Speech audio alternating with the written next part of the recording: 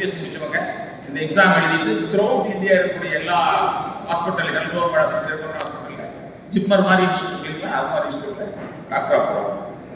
Engineering service examination BE படிச்சவங்க engineering service examination central கவர்மெண்ட்ல all engineering டிபார்ட்மெண்ட்ஸ்ல they can go for a job. Then staff selection comes for different cadres. Staff selection commissionல +2 முடிச்சிருந்து degree முடிக்கிற வரைக்கும் ஒரு 5-6 cadre இருக்கு. Combined graduate level, combined higher secondary level, multi tasking staff, GD constable, junior engineer, junior Hindi translator, stenographer, இது மாதிரி எல்லாமே SSCல இருக்கு. இதுவும் டிகிரி படிச்சவங்க போலாம், +2 படிச்சவங்க இந்த எக்ஸாம் எழுதி போலாம். இதுக்கெல்லாம் என்ன செய்யலாம்? ஃப்ரீக்வெண்டா நீங்க you have to watch the website.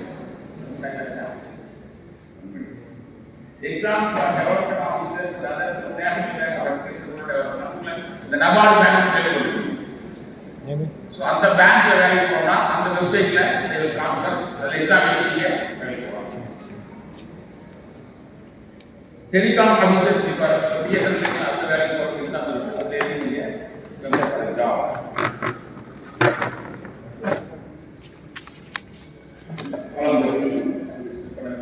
Get examination.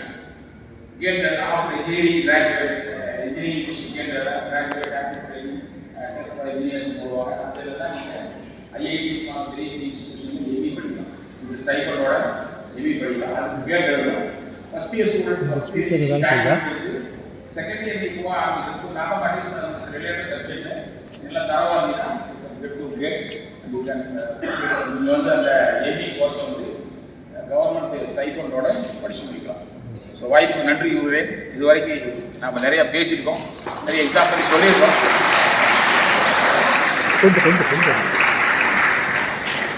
கடைசியாக ஒரே ஒரு 2 மினிட்ஸ் வந்து எடுத்துக்கிறேன். தமிழ்நாடு தனியார் துறை வேலைவாய்ப்பு இணையம் அப்படின்னு சொல்லி போட்டு ஒரு வெப் போர்ட்டல் இருக்கு, புரியுதுங்களா? தமிழ்நாடு TNprivatejobs.tn.gov.in அப்படிங்கிற ஒரு வெப்சைட் இருக்கு. அதில் போய் பாருங்க. என்ன வேலை வேணும்னு கேட்டீங்கன்னா எங்கெங்கெல்லாம் வேக்கன்சி இருக்குன்னு அதுலேயும் உங்களுக்கு இன்ஃபர்மேஷன் வரும்.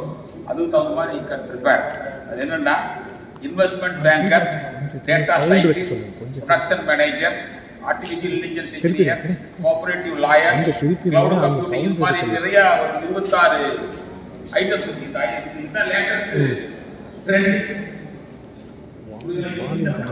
ஆஃபீஸில் நீ ஏதோ ஒரு யூடியூப்லேயோ அல்லது ஒரு சென்டர்லேயோ போய் சவுண்டே கேட்குது படிச்சா definitely you will be like job.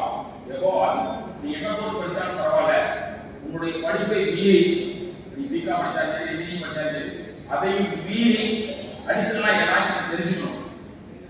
Subject syllabus தவிர ஏதாச்சும் தெரிஞ்சுட்டாங்கன்னா யூ கேன் பி சர்வைவல். அதே மாதிரி சர்வைவல் ஃபார் ஃபிட்னஸ் தகுதி இருக்கிறவங்க தான் இனிமேல் வாழ முடியும். அதனால நீங்க நல்லா படிச்சு உங்களுடைய அறிவு வளர்த்து நல்ல ஒரு வேலைக்கு போகணும். வாழ்க்கை வாய்ப்பு நன்றி நன்றி.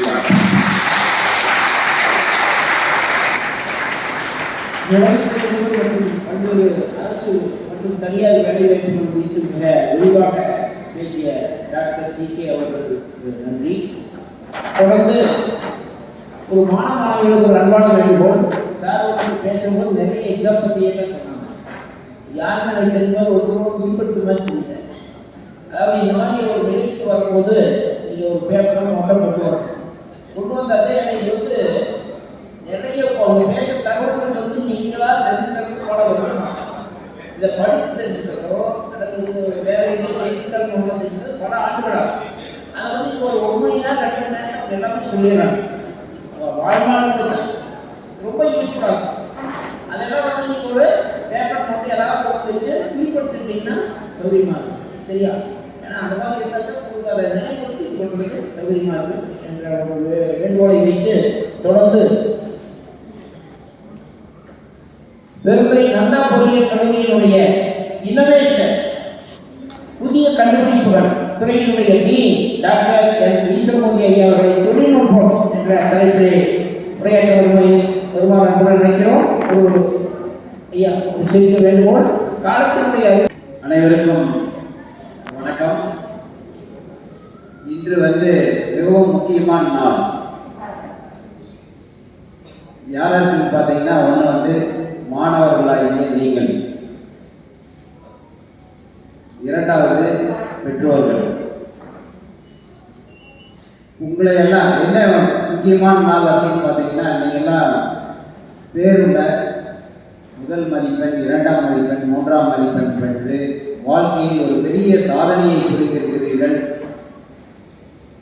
அது உங்களுக்கு சாதனையாக தெரியுதா என்னன்னு தெரியல. பட் உங்கள் பெற்றோர்களுக்கு கண்டிப்பாக மேலே அந்த ஸ்டேஜில் வந்து ப்ரைஸ் வாங்குறப்போ அது பெரிய ஒரு மெமரபிள் டேவாக கண்டிப்பாக இருக்கும்.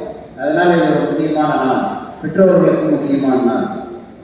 அதே போன்று மேடையில் வீட்டிற்கும் பெரியோர்கள், பேராசிரியர்கள், முதல்வர்கள், ஸோ கல்வி வழிகாட்டிக்காக இங்கே வந்திருக்கிற பெரியோர்கள் அனைவருமே அவங்களுடைய இன்னைக்கு வந்து சண்டே, அவங்களோட டைம்லாம் மற்ற வேலையெல்லாம் விட்டுட்டு இளம் மாணவர்களாக எங்களை ஊக்கப்படுத்துவதற்காக அந்த டைம்லாம் விட்டுட்டு இங்கே வந்து ஒரு ஹாஃப் டே கூடவே இருந்து உங்களெல்லாம் மிகவும் ஊக்கப்படுத்துவதற்காக இங்கே வந்திருக்கிறாங்க.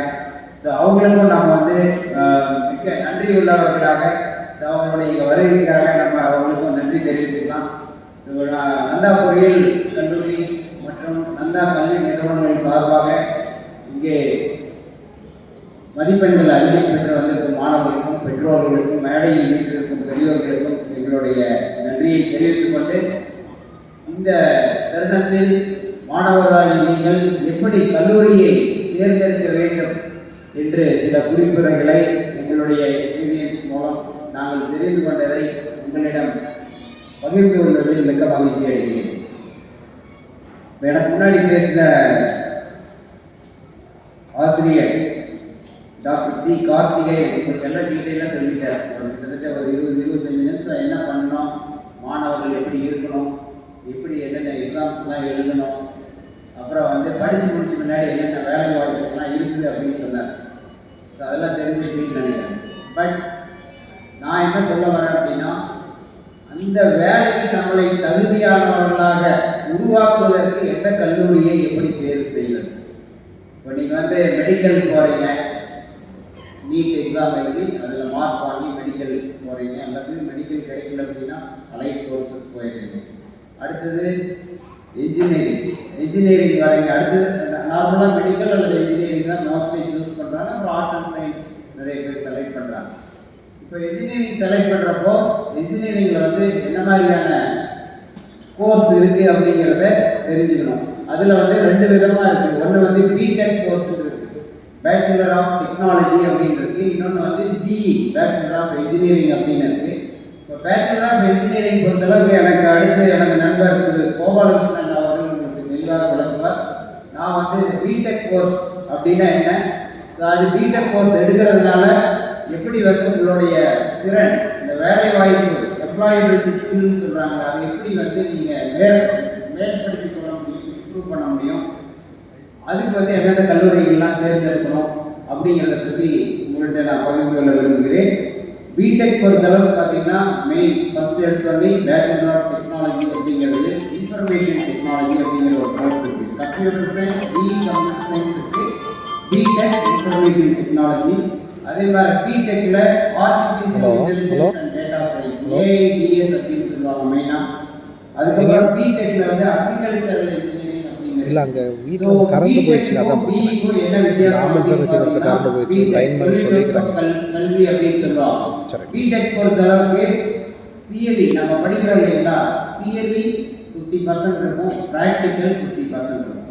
நம்ம வந்து செயல்முறையை செஞ்சு பார்த்து என்னென்ன எக்ஸ்பெரிமெண்ட்ஸ்லாம் செய்யணுமோ, என்னென்ன ப்ராஜெக்ட்ஸ் பண்ணுறோமோ அது பூராமே அந்த செயல்முறையாக பண்ணுறது வந்து 4 வருஷம் நீங்கள் கோர்ஸ் படிக்கிறீங்க அப்படின்னா 50% ஆஃப் டைம் வந்து நீங்கள் ஹேண்ட்ஸ் ஆன் பண்ணி படித்து அதை வந்து பழகிக்கிற மாதிரியான கோர்ஸ் தான் பிடெக் கோர்ஸ் அப்படின்னு சொல்லுவாங்க.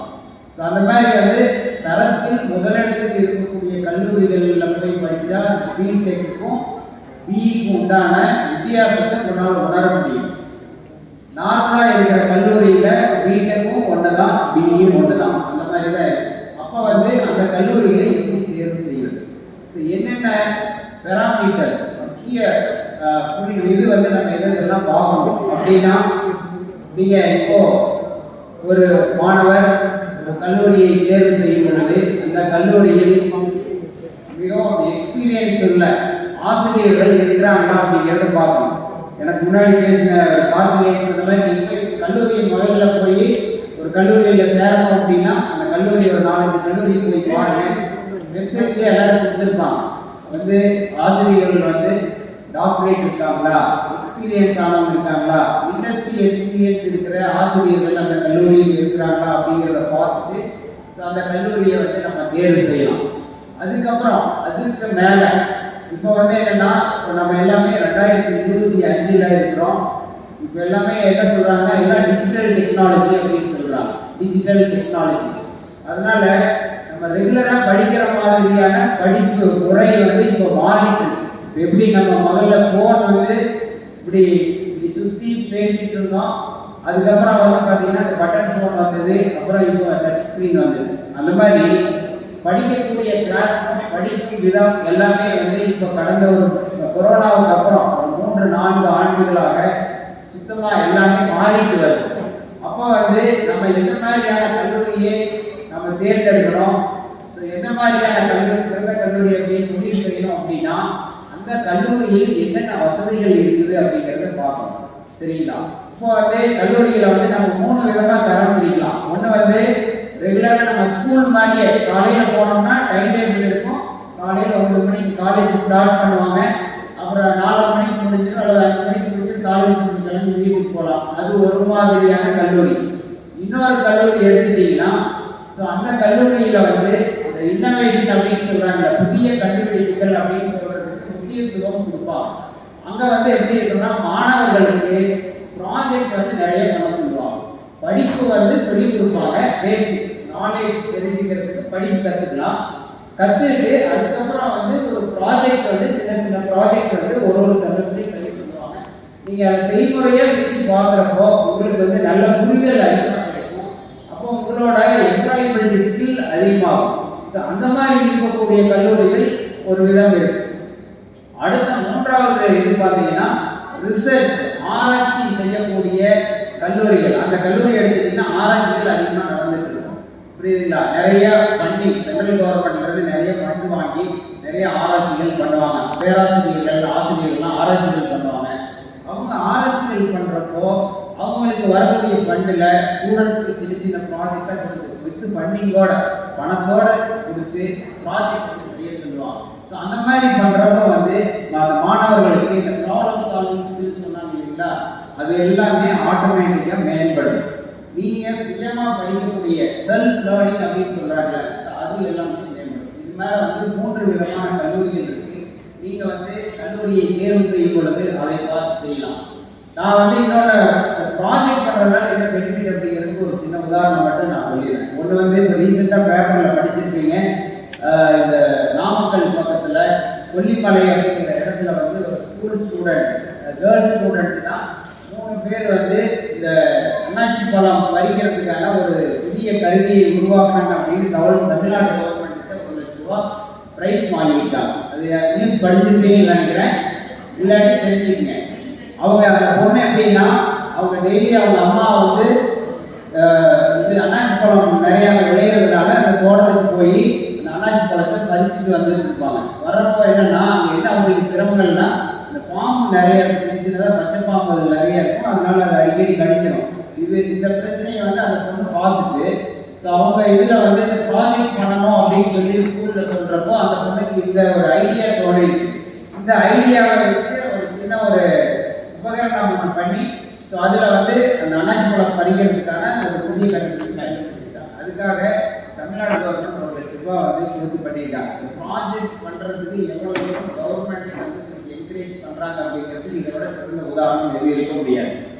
அடுத்த உதாரணம் பார்த்தீங்கன்னா, இப்போ ரீசெண்டாக நடந்த இந்தியா பாகிஸ்தான் வார் சண்டையில் இந்தியாவில் வந்து பார்த்தீங்கன்னா ஒரு 20 நிமிஷத்தில் அங்கே யாரெல்லாம் தீவிரவாதிகள் இருந்தாங்களோ அந்த இடத்துல போய் கரெக்டாக அவர் எந்த இடத்துல இருக்கிறாரு அப்படிங்கிறத பார்த்து அவர் தான் இருக்கிறாரு அப்படிங்கிற அந்த இடத்துல பாம்பு போட்டு அவங்கள இது பண்ணி அட்டாக் பண்ணிட்டு வந்துட்டாங்க. அதுதான் வந்து இந்த ஆர்டிஃபிஷியல் இன்டெலிஜென்ஸ் அப்படின்னு சொல்கிறாங்களே. இப்போ மாணவர்கள் எல்லாமே கல்லூரிக்கு வரவங்கள பெரும்பாலானவர் வந்தாங்கன்னா, சார் ஏஐடிஎஸ் இருக்குதுங்களா, எங்களுக்கு அந்த கோர்ஸ் தான் வேணுங்க, எவ்வளோ பணம் கேட்டாலும் நாங்கள் கொடுக்குறோம் அப்படின்னு சொல்கிறாங்க. ஏஐடிஎஸ்ங்கிறது வந்து அது ஒரு டூல் தான். அதில் வந்து மெக்கானிக்கல் படிக்கிறவங்களும் ஏஐடிஎஸ் படிக்கலாம், அதே மாதிரி கம்ப்யூட்டர் சயின்ஸ் படிக்கிறவங்க ஏஐடிஎஸ் படிக்கலாம். எல்லாமே அந்த தொழில்நுட்பத்தை தெரிஞ்சுட்டா அவங்களோட இதில் வந்து பார்த்தீங்கன்னா வேலை வாய்ப்பு அதிகமாக இருக்குது. அப்போ அந்த மாதிரி தான் அங்கே வந்து இந்திய விமானத்தில் அந்த ட்ரோன் அப்படின்னு சொல்லக்கூடிய கருவியில் வந்து இந்த ஏஐடிஎஸ் தொழில்நுட்பத்தை வந்து அதை பயன்படுத்தி இங்கேருந்து அணைச்சு அந்த பர்டிகுலர் லொக்கேஷன் ஜிபிஎஸ் மூலம் கரெக்டாக பார்த்துட்டு அந்த இடத்துல போய் பாம்பு போட்டு பண்ணியிருக்காங்க. இப்போ எனக்கு முன்னாடி ஷேர் பண்ணார் இல்லைங்களா, அந்த பிட்ஸில் வந்து ஒரு ட்ரோன் பண்ணியிருக்காங்க ஸ்டூடெண்ட்ஸு. அவங்க யாருமே கம்பெனி யாருமே அதை ஏற்றிக்கல, ஸ்டூடெண்ட்ஸோட ப்ராஜெக்ட் தான் அப்படின்னு சொல்லி நல்லா எல்லாரும் இக்னோர் பண்ணியிருக்காங்க. அதை மீறி இந்திய இதில் வந்து டிஃபென்ஸில் இருக்கக்கூடிய மிலிட்ரியில் இருக்கக்கூடிய ஒருத்தர் வந்து அவங்களோட போஸ்ட் லிங்க்டின் அப்படின்னு இருக்கு, ஃபேஸ்புக் மாதிரி, அதில் வந்து இவங்களோட கண்டுபிடிப்புகளை பார்த்துட்டு இது ரொம்ப முக்கியம், நம்ம ராணுவத்துக்கு உபயோகமாகும்னு சொல்லிட்டு அங்கிருந்து நேராக அந்த கல்லூரிக்கே வந்து அந்த பசங்களை நேராக பார்த்து பேசி உங்களோட ட்ரோனை வந்து நாங்கள் வாங்கிக்கிறோம், இனிமேல் உங்களோட உற்பத்தி பண்ணி எங்களுக்கு கொடுங்கன்னு சொல்லிட்டு அவங்க கூட அக்ரிமெண்ட் போட்டுட்டு போயிட்டாங்க. ஸோ அந்த அளவுக்கு ப்ராஜெக்ட் பண்ணுறது வந்து மிகவும் முக்கியத்துவம் வாய்ந்தது. நீங்கள் கல்லூரிகளை தேர்ந்தெடுக்கும் பொழுது அந்த மாதிரி கல்லூரிகளில் இன்னோவேஷனுக்கு யாரெல்லாம் வந்து முக்கியத்துவம் கொடுக்குறாங்களோ அந்த மாதிரி கல்லூரியை தேர்ந்தெடுக்கும். இது இல்லாமல் நமது மத்திய அரசு சென்ட்ரல் கவர்மெண்ட் பொறுத்தளவு வருஷத்துக்கு ஒரு தடவை ஸ்டூடெண்ட்ஸ் வந்து இப்போ இன்ஜினியரிங் படிக்க வராங்க இல்லைங்களா, யாராக இருந்தாலும் ஸ்டூடெண்டாக இருந்தாலும் புதுசாக நீங்கள் ஒரு ஐடியா வச்சுருக்கீங்க அப்படின்னா அதை வந்து வருஷம் ஒரு தடவை கால்பார் அப்ளை பண்ணிங்கன்னா 15 லட்ச ரூபா ஒரு ப்ராஜெக்ட் வந்து கொடுக்குறாங்க. 15 லட்ச ரூபா இந்த பணம் திரும்பி கட்ட வேண்டியதில்லை, கிராண்ட் அப்படின்னு கொடுக்குறாங்க. இப்போ அதுக்கு வந்து இப்போ ரீசெண்டாக பார்த்தீங்கன்னா 2 நாள் ரிசல்ட் ரிலீஸ் ஆச்சு. ஒரு மாணவன் வந்து ஒரு இண்டிவிஜுவல் இந்த கடலோரத்தில் இருக்கிறவர் என்ன கண்டுபிடிச்சிருக்கிறாருன்னா ஒரு மீன் வலை ஒன்று கண்டுபிடிச்சிருக்காரு. ஏற்கனவே மீன் வலை இருக்கு, அதில் வந்து எல்இடி லைட் ஒன்று வச்சுட்டோம்னா அந்த ஒரு பர்டிகுலர் லைட் ஃப்ரீக்வன்சி மட்டும் மீனை வந்து அதை அட்ராக்ட் பண்ணுது அந்த மலை. அந்த மாதிரி ஒரு தொழில்நுட்பம் கண்டுபிடிச்சிருக்காரு. அவருக்கு வந்து 15 லட்ச ரூபா வந்து சென்ட்ரல் கவர்மெண்ட்ல இருந்து கிராண்டா கொடுத்துருக்காங்க. இந்த மாதிரி புதிய கண்டுபிடிப்புக்கு வந்து நிறைய ஊக்குவிப்புகள் இருக்கு. சென்ட்ரல் கவர்மெண்ட்ல இந்த மாதிரி ஃபண்ட் நிறைய கொடுக்குறாங்க. தமிழ்நாடு கவர்மெண்ட்லையும் வந்து நிரல் திருவிழா இந்த மாதிரி ப்ராஜெக்ட்ல வந்து நிறைய வந்து ஃபண்டு கொடுக்குறாங்க. அதனால ஒரு மாணவன் இன்ஜினியரிங் வந்து உள்ள நுழைஞ்சிட்டா ஃபர்ஸ்ட் டேலேயே ஒரு இன்னோவேட்டிவாக திங்க் பண்ணக்கூடிய அந்த திறன் இருந்தது அப்படின்னா நீங்கள் வந்து அந்த 4 வருஷத்துல ஒரு 20 லட்ச ரூபா ஏர்ன் பண்ணிடலாம். நீங்கள் 5 லட்ச ரூபா தான் ஃபீஸ் கட்டுவீங்க, 4 லட்ச ரூபா தான், ஆனால் 20 லட்ச ரூபா ஏர்ன் பண்ணிடலாம் இந்த ப்ராஜெக்ட்ல 15 லட்சம். அப்புறம் வந்து புதிய கண்டுபிடிப்பு அப்படின்னா நம்ம பேட்டன்ட் அப்ளை பண்ணுறோன்னு சொல்கிறாங்க இல்லைங்க, நம்ம எப்படி பைக்கெலாம் வாங்க ஆர்சி புக்கு கூட இதில் வந்து ஆர்டி ஆஃபீஸில் ரெஜிஸ்டர் பண்ணி வாங்கிக்கிறோம்ல நம்மளோட பைக் அப்படிங்கிற ஓனர்ஷிப் இடம் வாங்கினோம்னா ரெஜிஸ்டர் ஆஃபீஸுக்கு போய் பத்திரப்பதிவு பண்ணி இந்த இடம் நமக்கு தான் அப்படி உரிமை கொண்டாடுறோம்ல, அதே மாதிரி நம்மளோட ஐடியாவுக்கு லைசன்ஸ் வாங்கிக்கலாம். அதுக்கு பேர் தான் பேட்டன்ட் அப்படின்னு. அந்த பேட்டன்ட் ஃபைல் பண்ணி கிராண்ட் ஆயிடுச்சு அப்படின்னா எம்எஸ்எம்இன்னு இருக்கிற டிபார்ட்மெண்ட்ல இருந்து அந்த பேட்டன்ட் கிராண்ட் ஆகிட்டு கொடுத்தீங்கன்னா 1 லட்ச ரூபா கொடுத்துறாங்க. 1 லட்ச ரூபா இந்த மாதிரி. அதே மாதிரி எம்எஸ்எம்இல இன்னொன்று வந்து மினிஸ்ட்ரி ஆஃப் எஜுகேஷன் டெல்லியில் இருந்து என்ன பண்ணுறாங்கன்னா இந்த ப்ராஜெக்ட் பண்ணுற ஸ்டூடெண்ட்ஸ்லாம் நல்ல இன்னோவேட்டிவாக ப்ராஜெக்டாக இருக்குது, அதை வந்து ஒரு தொழிலாக பண்ண முடியும், ப்ராடக்டாக மாற்றி தொழில் பண்ண முடியும் அப்படின்னா நான் இங்கே தான் இருக்கேன். சென்னைமலை ஸ்கூல் கொங்கு மகாலில் கல்வி சம்மந்தமான ஃபங்க்ஷன் நான் இல்லை இங்கே தான் இருக்கேன். வாத்தியார் அண்ணா விஜய் சேகர் சேஃப்டி எல்லாம் இங்கே தான். ஆமாம், கல்வி சம்மந்தமான ஒரு பாராட்டு விழா குழந்தைங்களுக்கு 10th +1 மார்க் நான் வந்திருக்கேன். கவர்மெண்ட் ஃபண்டு கொடுக்கறது ஒரு மாணவன் கல்லூரியில் சேர்ந்த பின்னாடி நல்ல திங்கிங் நல்ல இன்னோவேட்டிவாக இருந்தது அப்படின்னா கண்டிப்பாக வந்து ஒரு 15 to 20 லட்ச ரூபா நம்ம வந்து ஏர்ன் பண்ணிக்கலாம், நம்மளோட செலவை வந்து மீட் பண்ணிக்கலாம். பேரண்ட்ஸ் வந்து எதாவது டிஸ்டர்ப் பண்ண வேண்டியதில்லை. ஸோ இந்த மாதிரி கல்லூரிகள் முக்கியத்துவம் கொடுக்குது. மாணவர்கள் நீங்கள் தயாராக இருக்கிறீங்க. ஸோ அந்த மாதிரி தரமான கல்லூரியை தேர்ந்தெடுத்து நீங்கள் நல்ல கல்வி பெற வேண்டும் என்று ஆண்டவனை பிரார்த்தித்து கொண்டு உங்களுக்கு வாழ்த்துக்கள் கூறிக்கொண்டு, மேலும் இந்த இன்னோவேஷன் புதிய கண்டுபிடிப்புகள் வந்து பார்த்தீங்கன்னா விடியல் பொதுநல இயக்கம் வந்து ஒரு வருடமும் சென்னிமலையில் வந்து அதுக்காக ஸ்டூடெண்ட்டுக்காக வந்து எக்ஸிபிஷனை நடத்தி நம்ம விடியல் சேகர் அவர்கள் மூலமாக நிறைய சப்போர்ட்லாம் கொடுத்து உங்களுக்கு ப்ரைஸ்லாம் வழங்கி தொடர்ந்து பண்ணிட்டு வராங்க. இதுவும் அதனால அவங்களுக்கும் வாழ்த்துக்களை கூறி வாய்ப்புக்கு நன்றி கூறி வரவேற்கிறேன்.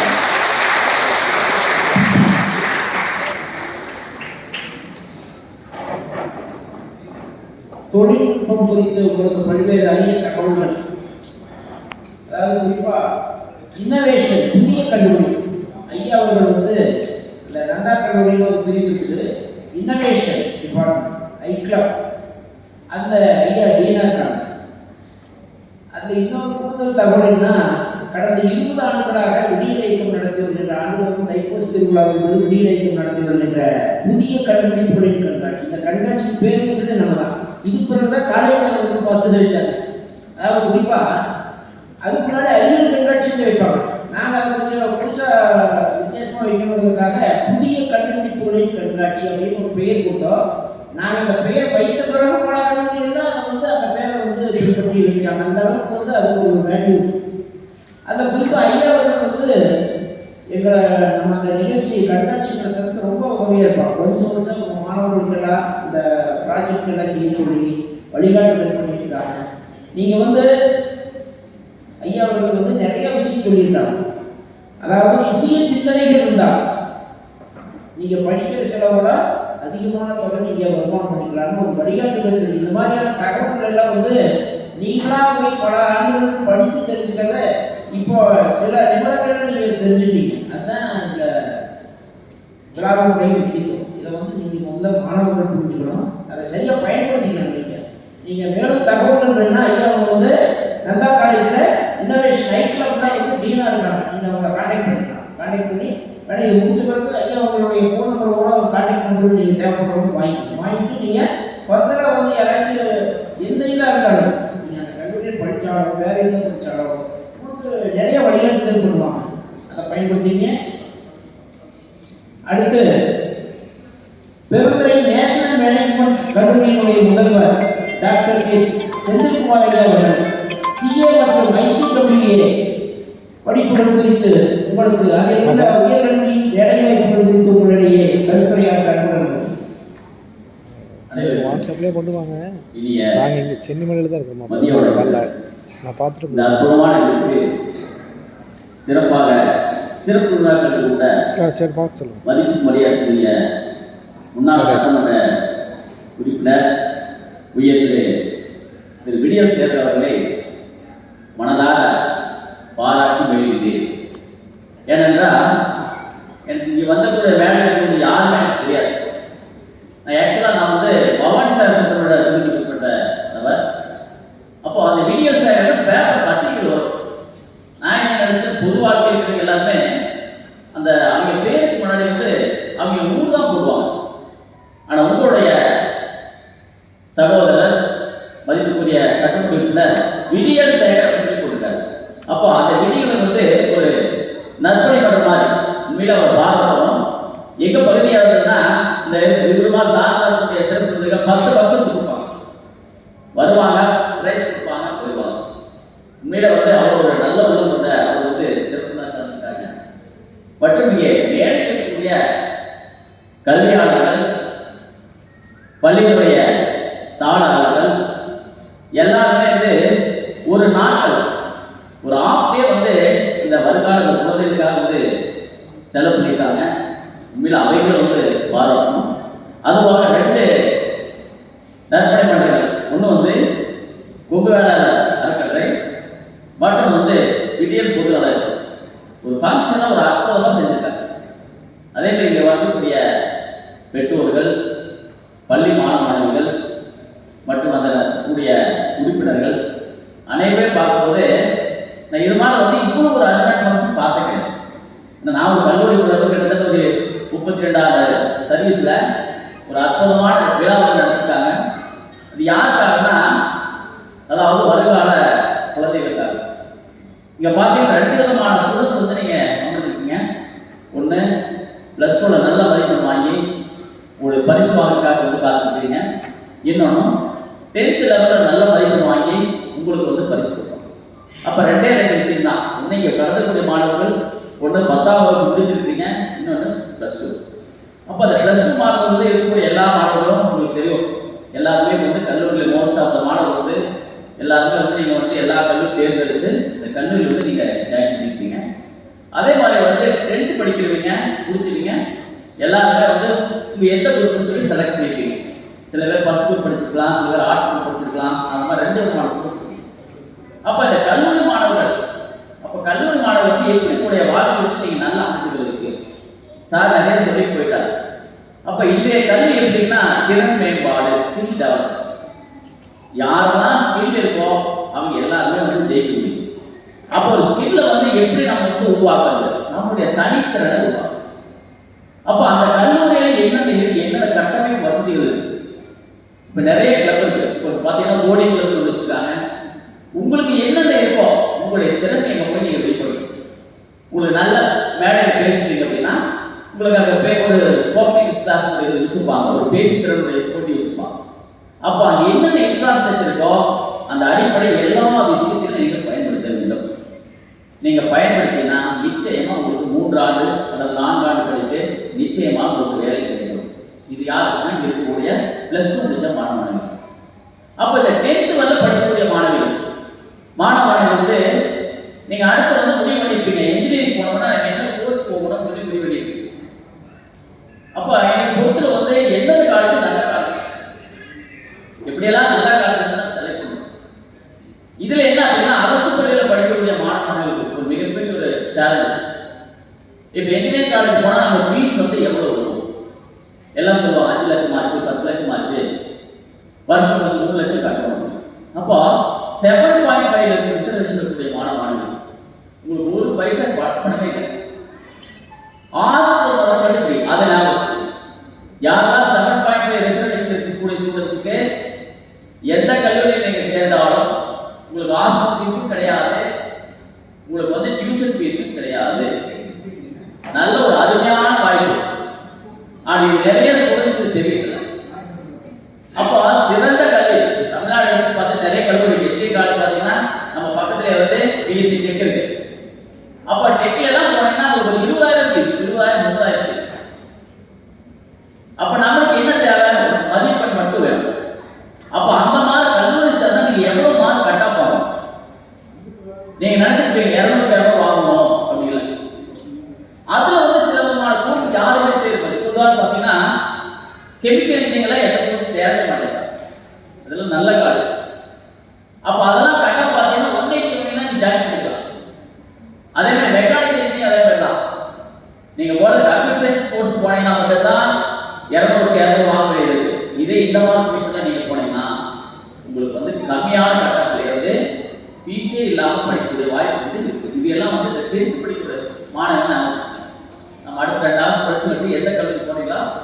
அதே மாதிரி இந்த கவுன்சிலிங் ப்ராசஸ் வந்து சார் சொன்னேன் சார், இந்த கேரியர்ஸ் ப்ரோக்ராம் வந்து நீங்கள் வந்து ஜனவரி மாதம் வச்சிங்கன்னா that will be very off for you. அப்போ வந்து உங்களுக்கு தெரியும். இப்போ வந்து ஒரு இடையில இருக்குன்னு சொன்னேன்.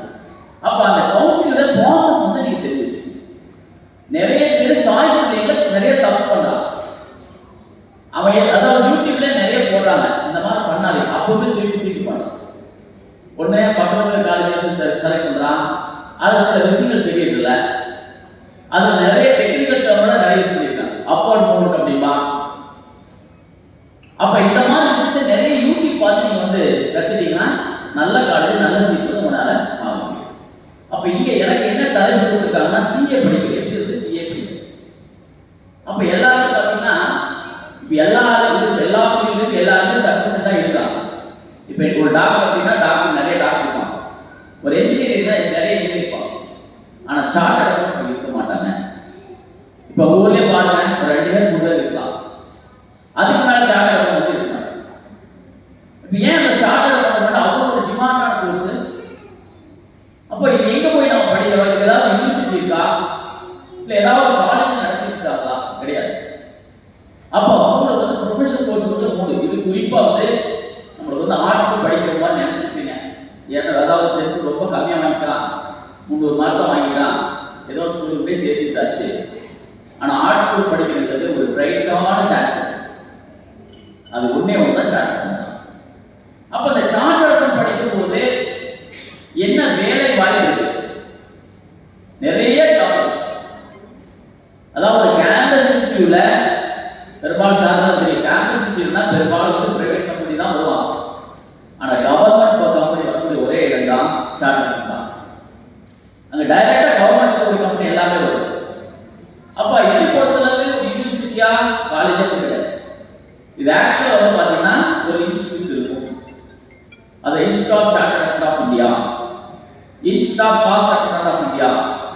instead of company secretaries. It is separate body. ஒரு தனி பாடி, தனி ஒரு கழகமாக தான் இருக்கக்கூடிய இது யாருமே கண்ட்ரோல் பண்ண முடியாது. அப்போ இது வந்து டைரக்டா வந்து கவர்மெண்ட் மட்டும் தான் பண்ணுவாங்க. அப்போ இதுல படிக்க உடனே என்ன பண்ணணும்? இது ரெண்டு ரூட் இருக்கு. ஒன்று +2 முடிச்சு போற ரூட் ஒன்று இருக்கு, இன்னொன்று வந்து டிகிரி ரூட் இருக்கு. அப்போ டிகிரி படிக்க யாருக்கு வேணா படிக்கலாம். நீ பிஇ முடிச்சுனா கூட வந்து நீ சிஏ படிக்க முடியும். பிகாம் முடிச்சாலும் சிஏ படிக்கலாம். எனி டிகிரி, எந்த டிகிரி கோர்ஸ் இருந்தாலும் படிக்கலாம். அப்போ அதே மாதிரி +2 முடிச்சு வரவங்க 3 வழி இருக்கு. ஒன்று வந்து ஃபவுண்டேஷன், ஃபர்ஸ்ட் நீ ஃபவுண்டேஷன் கிளியர் பண்ணணும். செகண்ட் வந்து ஃபவுண்டேஷன் கிளியர் பண்ணிட்டு அடுத்து வந்து இன்டர்மீடியட் கிளியர் பண்ணணும். இன்டர்மீடியட் கிளியர் பண்ணிட்டு ஆர்டிகல்ஸ் ட்ரைனிங் வந்து 2 இயர்ஸ் ட்ரைனிங் இருக்கும். ட்ரைனிங் எடுத்து தான் நீங்கள் வந்து ஃபைனல் எக்ஸாம் எழுத முடியும். இதனுடைய செலவு பார்க்கும்போது உங்களுக்கு வந்து இன்டர்மீடியட் ரெஜிஸ்ட்ரேஷன் ஒரு 28,000 வரும், ஃபைனல் ரெஜிஸ்ட்ரேஷன் ஒரு 30,000 வரும். அவ்வளோதான், டோட்டலாக 58,000 தான். அப்போ இந்த கோர்ஸ் பொறுத்தளவு எக்ஸாமினேஷன் எப்படி இருக்குன்னா, வருஷத்துக்கு வந்து 3 டைம் எக்ஸாம் நடக்கும். ஃபர்ஸ்ட் எக்ஸாம் வந்து ஜனவரியில் நடக்கும், செகண்ட் எக்ஸாம் வந்து மேல நடக்கும், அடுத்து செப்டம்பர். அப்போ பாஸ் பர்சன்டேஜ் எவ்வளோ இருக்குன்னா 15%, 15%. அதுக்கு மேலே விட மாட்டாங்க. இப்போ லாஸ்ட் வரும்போது ரொம்ப கம்மி, 13% தான் இருந்தாங்க. அப்போ இது படிக்கிறது சார் ரொம்ப வந்து +2ல நிறைய மார்க் வாங்கணுமா, அல்லது 10th வந்து ஸ்கூலில் வந்து டாப் எடுக்கணுமா, கிளாஸ் வந்து டாப், அந்த மாதிரி எதுவும் கிடையாது. ஒரு ஆவரேஜ் ஸ்டூடெண்ட்ஸே இந்த கோர்ஸ் வந்து பாஸ் பண்ண முடியும். அப்போ இது வந்து பொறுத்தளவு நிறைய அகாடமி இருக்குது. ஒன்றா நம்ம செல்ஃபாக படிச்சுக்கலாம், அல்லது ஏதாவது அகாடமி படிச்சுக்கலாம். ஆனால் இதே மாதிரி 2 கோர்ஸ் 3 கோர்ஸ் இருக்கு. ஒன்று வந்து சார்ட் ஆகிடும், ஆனால் முடிச்சா காசு தான் நம்ம காப்பீடு செய்ய வேண்டியது. 3 கோர்ஸ் வந்து ஈக்குவலாக வேல்யூ. நீங்கள் இந்த கோர்ஸ் படிக்கும் போது நீங்கள் எங்கேயும் போக தேவையில்லை, நம்ம வீட்டிலேயே நம்ம வந்து ஃபாலோ பண்ணால் போதும். அதே மாதிரி வந்து டிகிரி கோர்ஸ் ஸ்டூடெண்ட்ஸு பிகாம் முடிச்சுட்டு கோர்ஸ் வந்து பண்ணலாம். சரிங்களா? டைம் ரொம்ப சீக்கிரம் முடிக்க சொல்லிட்டாங்க. மீண்டும் ஒருவரை இந்த ஒரு அருமையான நிகழ்ச்சி அற்புதம் நடந்தாங்க. சாருக்கு தான் வந்து விடியல் சாருக்கு வந்து உண்மையில வந்து நான் ரொம்ப தேங்க்ஸ் பண்ணுறேன். ஏன்னா எனக்கு அவரை பற்றி எதுவுமே தெரியாது, ஜஸ்ட் பேப்பர் படிச்சிருக்கேன். ஏன்னா நான் வந்து என்னோட ஏரியா வந்து வேற. உண்மையிலே வந்து அவரை மனதார பாராட்டி மகிழ்ச்சியை. நன்றி, வணக்கம். வாழ்த்துறை வழங்கி சிறப்பித்த ஐயா அவர்களுக்கு நன்றி. தொடர்ந்து பல்வேறு பொறியியல் படிப்புகள் குறித்து உங்களிடையே பேச வருமாறு நத்தக்கடையூர் பில்டர்ஸ் பொறியியல் கல்லூரியினுடைய முன்னாள் முதல்வர் டாக்டர் எஸ் கோபாலகிருஷ்ணன் ஐயா அவர்களை அனுப்புகிறார்கள்.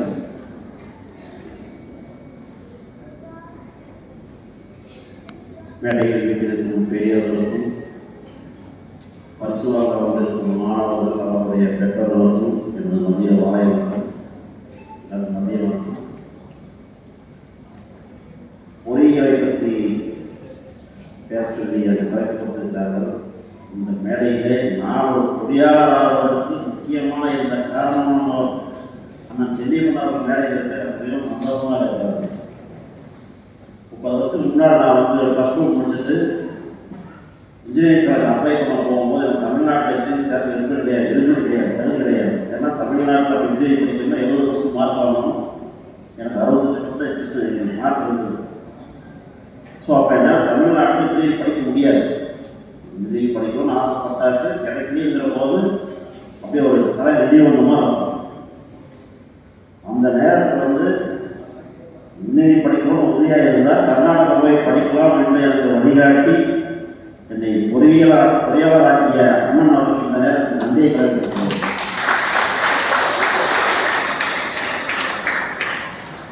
அடுத்தது நான் சாதாரண ஒரு கிராமத்தில் வந்தவர்கள் 4 பேர் திரும்ப டீக்கரில் உட்காந்து பேசுறது வேற, ஒரு இன்டர்வியூலையோ இல்லை ஒரு சபையிலேயோ பேசுவது என்பது கடினமான காரியம். அதற்கு நாங்கள் அரசு பள்ளியில் படிக்கும்போது 6ஆம் வகுப்பிலே பிறந்த அரசு பள்ளியில் பழமை பாலசிங்கம் அவர்கள் தலைமையில் ஒரு சங்கம் ஏற்படுத்தி அன்றைக்கே மாணவர்களுக்கு கட்டுரை போட்டி, கவிதை போட்டி இது போன்ற திறமைகளை வளர்ப்பதற்கு வாய்ப்பு கொடுத்த பரமசிவம் அண்ணா அவர்கள் இங்கே வந்திருக்கிறார்கள். நன்றி அண்ணா.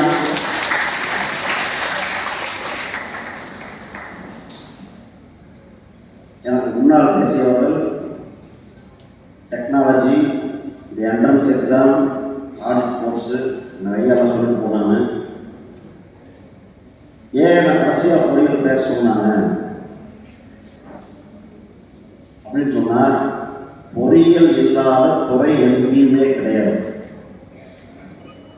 Engineer is a person who does a job of hours 1 rupees, which a fool can does as 10 rupees. 10 ரூபாய்க்கு முடிக்க வேண்டிய வேலையை எவன் ஒருவன் 1 ரூபாயில் முடிக்கிறானோ அவன் பொறியாளர். படிப்பிற்கும் பட்டத்திற்கும் நீங்கள் செய்யக்கூடிய வேலைக்கும் மிகுந்த தூரம் இருக்கு. உதாரணம் எப்படி பண்ணுறது எனக்கு வழக்கம் பெருசாக தெரியல. காமராஜர் ஒரு மிகச்சிறந்த பொறியாளர்.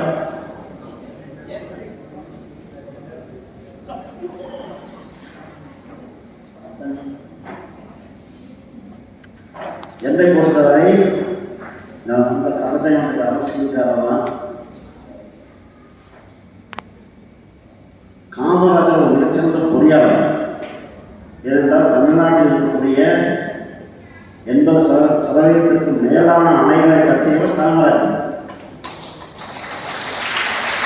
நீர் மேலாண்மையை மிகச்சிறந்த உணர்ந்து நாட்டின் வளர்ச்சிக்கு தேவையான நீர் மேலாண்மை, தொழில்துறை, திருச்சியில் இருக்கக்கூடிய பெல்லாகட்டும், நெய்வேலியில் இருக்கக்கூடிய நிலக்கரியாகட்டும், இது போன்ற தொழில் வளர்ச்சிக்கு தேவையான தொழில்நுட்பத்தை உணர்ந்து கொண்டு வந்தவர் காமராஜர். அவர் ஒரு பொறியாளர். நாங்கள் பிஇ படித்தோம், சிவில் படித்தோம், மெக்கானிக்கல் எம்இ படித்தோம், பிஹெச்டி பண்ணோம். ஆனால் என்னால் வேலைலாம் கட்டணும், வாய்க்காலாம் போட முடியும்.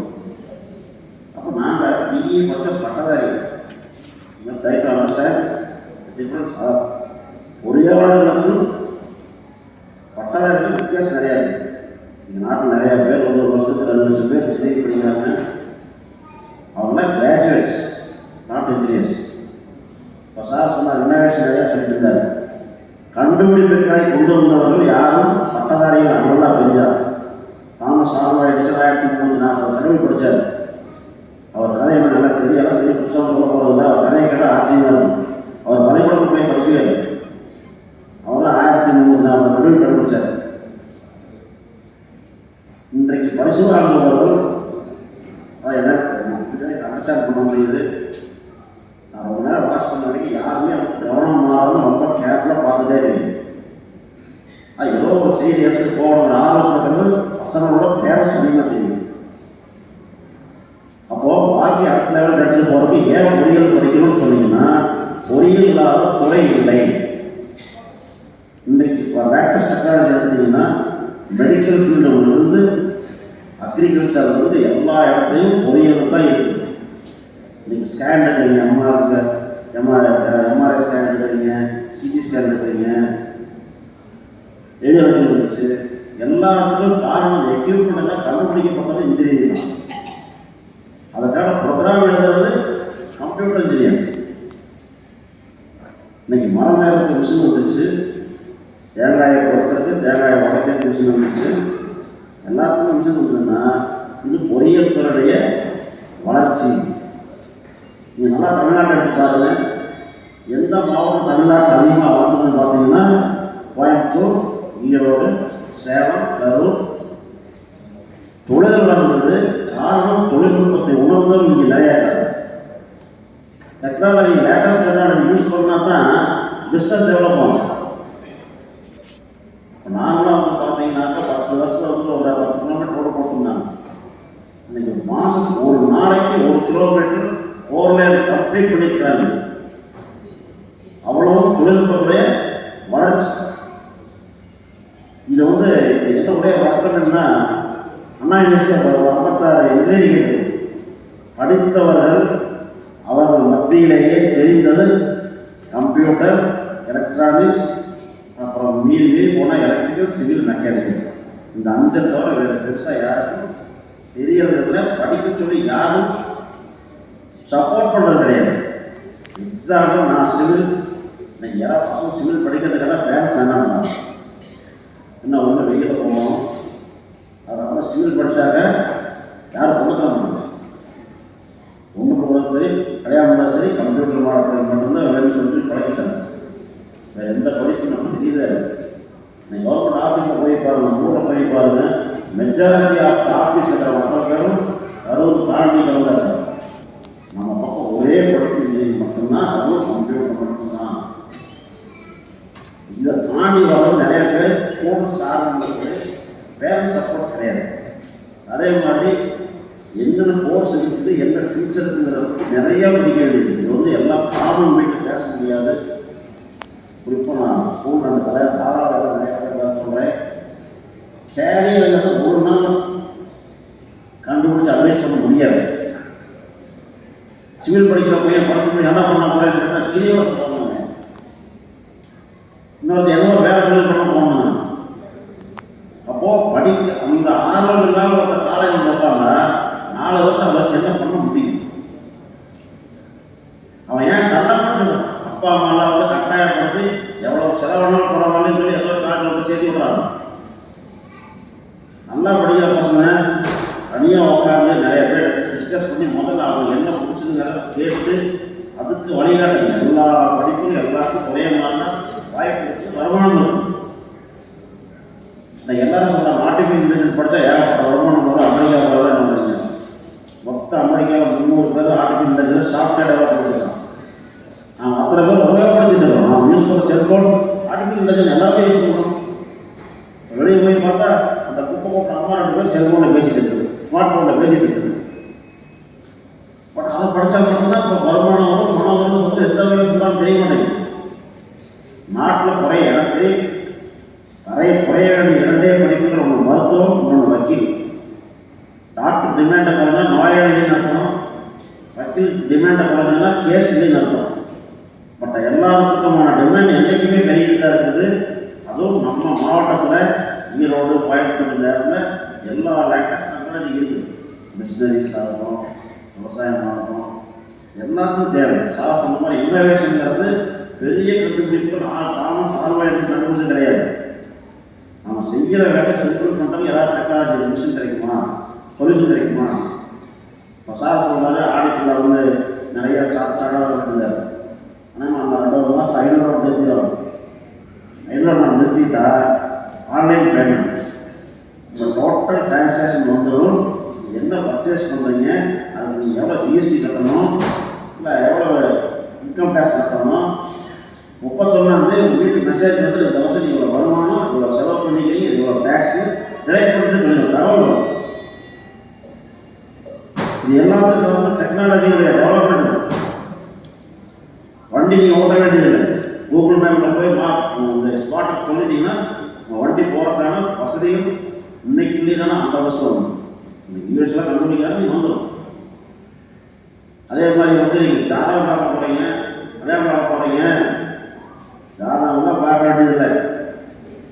அந்த பையனோ பொண்ணோ கூகுள் அட்ரஸை வாங்கி செக் பண்ணி பார்த்தீங்கன்னா நீ யாருன்னு முழுக்க தெரிஞ்சுக்கணும்.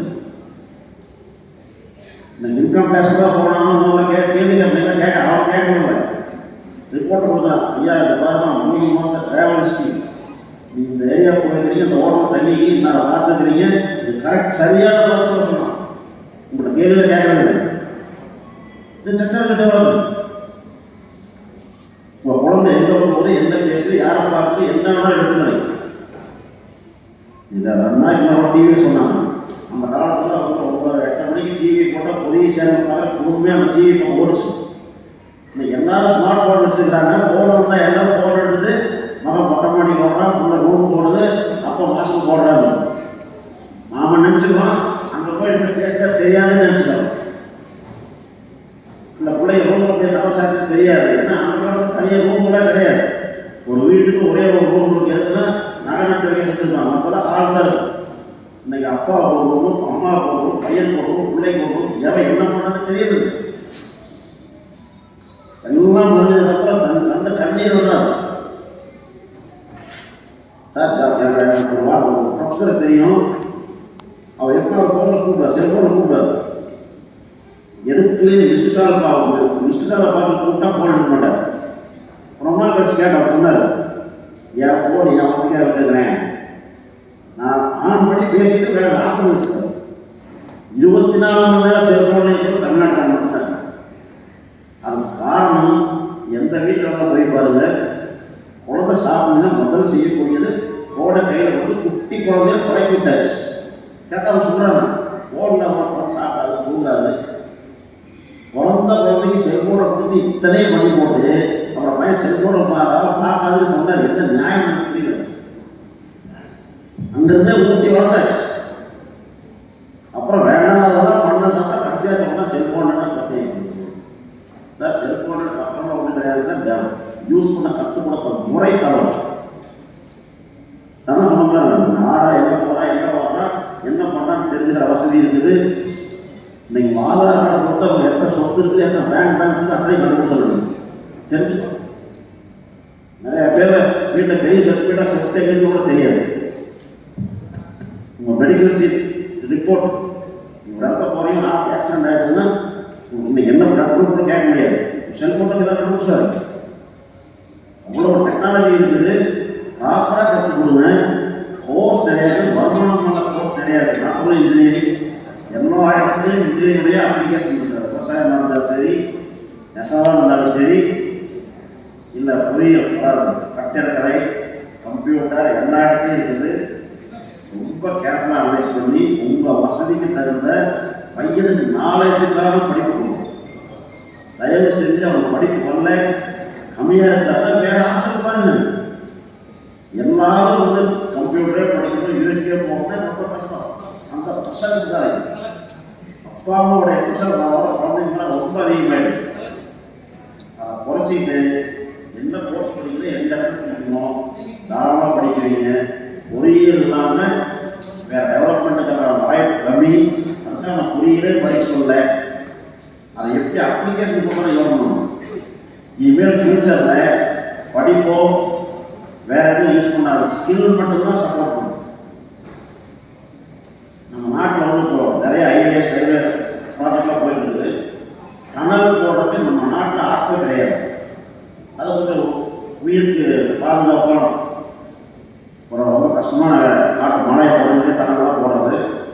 அதுக்கு சைனாக்காரன் ஆரம்பிச்சுட்டான். அவன் என்ன ஆரம்பிச்சுட்டான்னா, சைனாக்காரன் கைது இருப்பாங்க, கற்றுக்கு பண்ண கைது இருப்பாங்க, மரண கட்டண கைதுதான். அவனுக்கு ட்ரெயினிங் கொடுத்து இந்தியா வந்து அதுதான் ஒருத்தர் ட்ரெயின் பண்ணி அவன் முடிக்கிறதுக்குள்ள அவன் நல்ல பேர் முடிஞ்சு போச்சு. ஸோ அவங்க ஜெயிலில் வெளியே வந்தாச்சு. பட் அவனுக்கு ஸ்கில்லு வேணும். அவனுக்கு சம்பளம் வருஷத்துக்கு 4 கோடி, ஃப்ளைட் டிக்கெட்டு, டிஏடிஏ, ஸ்டார் ஹோட்டல் வச்சுருக்கு. ஜெயில் கைதிக்கு ஸ்கில் இருந்தது, அவனுக்கு சம்பளம் 4 கோடி. இன்னைக்கு பிஇ படித்து போயிட்டு செருக்கடை ஹோட்டலையும் சும்மாட்டலையும் வேலை செய்யறாங்கன்னா டிகிரி இருக்கிற ஸ்கில் இருந்தால் மட்டும்தான் இது ஜெயிக்க முடியும். நம்ம டிகிரியோ படிப்போ எதுவுமே கண்டிப்பாக உதவாது. அப்போது ஸ்கில்னா என்ன, ஃபியூச்சருக்கு எது ஆகணும். மெடிக்கல் ஃபீல்டில் டாக்டரோட எதிர்ப்பு டாக்டர் அதிகமாக இருக்குது. கூகுளில் என்ன சிம்டம் உடம்பு சிம்டம் பண்ணிங்கன்னா என்ன ப்ராப்ளம், அதுக்கு என்ன ட்ரீட்மெண்ட்டு, அதுக்கு என்ன டெஸ்ட் பண்ணணும், அப்போ எல்லாரும் ஸ்கில்லு தான் வேணும். ஒரு பேக்கில் பணம் 100 ரூபாய் இருக்கணும், பேக்கில் போகணும்னா நம்ம 1 நாள் கூட பண்ணணும். நீங்கள் பணத்தை இன்னொரு பணம் ட்ரான்ஸ்ஃபர் பண்ண முடியும், பணம் வாங்க முடியும். அதுக்கு ஸ்கில்லு தான் வேணும். அப்போ ஸ்கில்லை டெவலப் பண்ணுறது என்ன பண்ணுறது, குழந்தைங்களோட மணிக்கெல்லாம் பேசுதான் ஆகும். அவங்க கேரியர் வசதி எல்லாரும் போய் வந்து ஐஏஎஸ் படிக்க முடியாது, ஐஏஎல் படிக்க முடியாது, அது படிக்கணும் அவசியம் கிடையாது. அதை தாண்டி நிறைய ஆசைகள் இருக்குது. ஒவ்வொரு குழந்தையும் தனி பொதுவான அறிவுரை எல்லாம் சொல்லுறாரு. அந்த டைரக்ஷன் இருந்தால் தான் கேரியர் டிபெண்ட் பண்ணும். நான் ஈரோடு போகணும்னு முடிவு பண்ணிட்டா வெள்ளோட்டு வழியாக போகலாம், முத்தூர் வழியாக போகலாம், பெருந்துறை வழியாக போகலாம். நான் போகிறது பெருந்துறையாக கோயம்புத்தூர் நான் முடிவு பண்ணிட்டு பஸ்ஸில் போகணும். நிறைய பேர் வந்து படிக்கிற பஸ்ஸில் இது பண்ணுறது என்ன படிக்கிறது என்ன போகணும்னு தெரியாது சொல்லி பஸ்ஸே என்ன பிரயோஜனம். மும்பையில் ஸ்வீப்பர் வேலைக்கு கூட்டுற வேலைக்கு அப்ளிகேஷன் போட்டோம்னா 20 லட்சம் பேர் அப்ளை பண்ணாங்க. 990 பேர் டாக்டரேட் முடிச்சாங்க. அடுத்த பே கமிஷன் சென்ட்ரல் கவர்மெண்ட்டில் பியூர் சம்பளம் 52,000 ரூபாய்.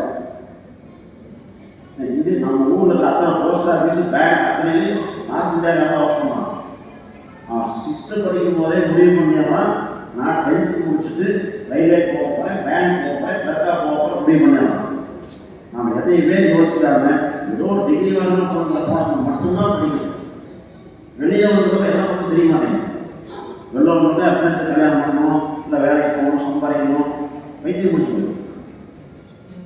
இப்போவே நல்ல பசங்க நல்ல வழிகாட்டுறது ரொம்ப ஆலோசனை பண்ணுங்க, இப்போவே ப்ராப்பராக கைட் பண்ணுங்க. அவங்க மேட்டர் அதை இப்போவே கரெக்டாக முடிவு பண்ணி அதை மூலமாக அவங்க பயணம் போக நீங்கள் சப்போர்ட் பண்ணுங்க. கண்டிப்பாக அவங்க நினைச்சதுல நிம்மதியாக லாபம். ஏன் வெளியே முடிச்சவங்க பயிற்சி முடிச்சு பாருங்க, இருந்தையா வெளியே வந்தாங்க என்ன பண்ண தெரிய மாட்டேங்குது. ஸோ அதுக்கு சரியான வழிகாட்டுறது வாய்ப்புகள் நிறையா இருக்குது. பணம் செலவு பண்ணி தான் படிக்க அவசியம். அதாவது சொன்ன மாதிரி செலவு பண்ணி நிறைய தராங்க. ஒரு டிகிரி முடிச்சுட்டு அந்த எக்ஸாம் பண்ணி பாஸ் பண்ண தேவை எக்ஸாம் அதெல்லாம் 10th 8th படிக்கிறாங்க. நமக்கு அப்பெல்லாம் தெரியாது. அதை பாஸ் பண்ணால் பிஇ படித்தா 25,000 பிஎஸ்சி படித்தா 75,000 நிறைய சேர்க்குள்ள பணம் ஒரு மேட்டரில் ஸ்பான்சர் பண்ண நிறைய இருக்காங்க. திறமையை வளர்த்தீங்க, வாழ்க்கையில் முன்னுக்கு வர வாழ்த்துக்கள். பொறியியல் அதுக்கு ஒரு மிகப்பெரிய வாய்ப்பாக இருக்கிறது மட்டும்தான் என்னுடைய கருத்து. வாய்ப்பு. நன்றி. எங்கள் மரியாதைக்குரிய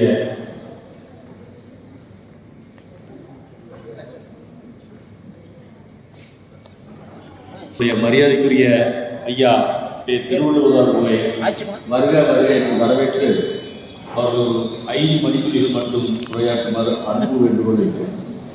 தாம் இன்புறுவது உலகின் புறக்கண்டு காமுறுவர் கற்றறிந்தார். தகுதிசால் தலைவர் உள்ளிட்ட அவையை வணங்குகிறேன், வாழ்த்துகிறேன். சென்னிமலை திருக்குறள் பேரவையின் சார்பில் இட்ட கட்டளை 5 நிமிடம் அதற்குள்ளதாக வரும். பெரிய புராணம் போல நீடிக்காது, திருக்குறள் போல மிக சுருக்கமாக வரும். முதலாவதாக அமர்ந்திருக்கக்கூடிய அத்தனை கண்மணிகள், பெற்றோர்கள், உங்களுக்கு ஒரு கனிவான வேண்டுகோள். என்னன்னு தெரியல, எல்லாமே மன இறுக்கமாக இருக்கிற மாதிரி தெரியும். அது உண்மைதான், அர்த்தம் உண்மைதான். அதிலிருந்து மாற வேண்டும் என்பதற்காக நீங்க தான் உங்களை மாற்றிக்கொள்ள வேண்டும். இதுவரை சொல்ற அத்தனையுமே வாழ்க்கைக்கு உகந்த, உங்களை அடுத்த பயணத்திற்கு எடுத்துச் செல்வதற்கான ஆக்கப்பூர்வமான அறிவுரைகள். மாறுபட்ட நிலையிலே அனைவரும் சொன்னார், இத்தனை உங்களுக்கு மனதார பிடிக்கிறது, நான் அத்தனையும் நான் மகிழ்ந்தேன், ஏற்றுக்கொண்டேன் என்று உங்களது மனசாட்சி சொல்லுமையானால் அவங்க மட்டும் கைதட்டலாம். ஏங்க அரங்கம் அதிர வேண்டாமா? பத்துல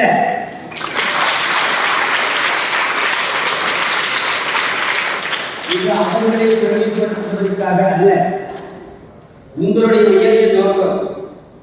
எந்த காரணத்திற்காக வந்து அமர்ந்திருக்கின்றீர்களோ அந்த காரணம் ஏற்றுக்கொண்டீர்கள் என்று பொருள். ஒரு சாதாரண அமைப்பு அல்ல, மிகப்பெரிய ஒரு அமைப்பு, விடியல் அமைப்பு. அவர்களை கரப்படுத்தவர்கள் கொங்கு வேளாளர் அறக்கட்டளை, அது பேரமைப்பு. இந்த மண்டபத்திலே அமர்ந்திருக்கக்கூடிய அத்தனை பேரையும் பார்க்கின்ற பொழுது அது உங்களுக்கு தெரியாது, இங்கிருந்து பார்க்கின்ற பொழுதுதான் தெரியும். இந்திய குடியரசுத் தலைவருடைய இடத்திலே அங்க அருமையான விருதுகளை எல்லாம் பெறுவதற்கு எப்படியெல்லாம் போய் பார்த்துருக்காங்களோ அது மாதிரி உயரிய விருதுகளை பெறுவதற்காக காத்திருக்கக்கூடிய நிலைக்கு நாம் இருக்கோம். காரணம், ஒன்றை அடைய வேண்டுமானால் ஏதேனும் ஒன்று இழக்க வேண்டும். அப்படி நீங்கள் இழந்தது என்ன? உங்களை சில மகிழ்ச்சி, அவற்றையெல்லாம் இழந்து உயரிய குறிக்கோளுக்காக இந்த இடத்தில் ஒரு அருமையான பதிவு. உங்களை விட உங்களுடைய வளர்ச்சிக்காக, உங்களுடைய முன்னேற்றத்திற்காக பாடுபட்டவர்கள் யார்? நம்முடைய மதிப்பிற்குரிய விடியலையாவை வைத்துக் கொண்டுதான் சொல்ல வேண்டும். அவர் பேசுகின்ற இடத்திலே பெருந்தலைவர் காமராசரை பற்றி சொல்லாத நாளிலே நினைக்காத நேரங்களிலே உண்மை.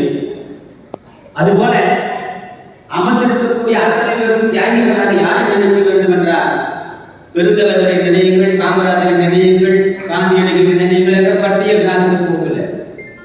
கண்கண்ட கடவுளாக இருக்கக்கூடிய பெற்றோர்களை நினையுங்கள். பெற்றோர்களை நினைத்து அவர்கள் உங்களுடைய ஒவ்வொரு வளர்ச்சிக்காகவும் அவருடைய தியாகம் என்ன? அவருடைய அனைத்து இன்பங்களையும் துறந்தவர்கள். துறவினா அவங்கதாங்க.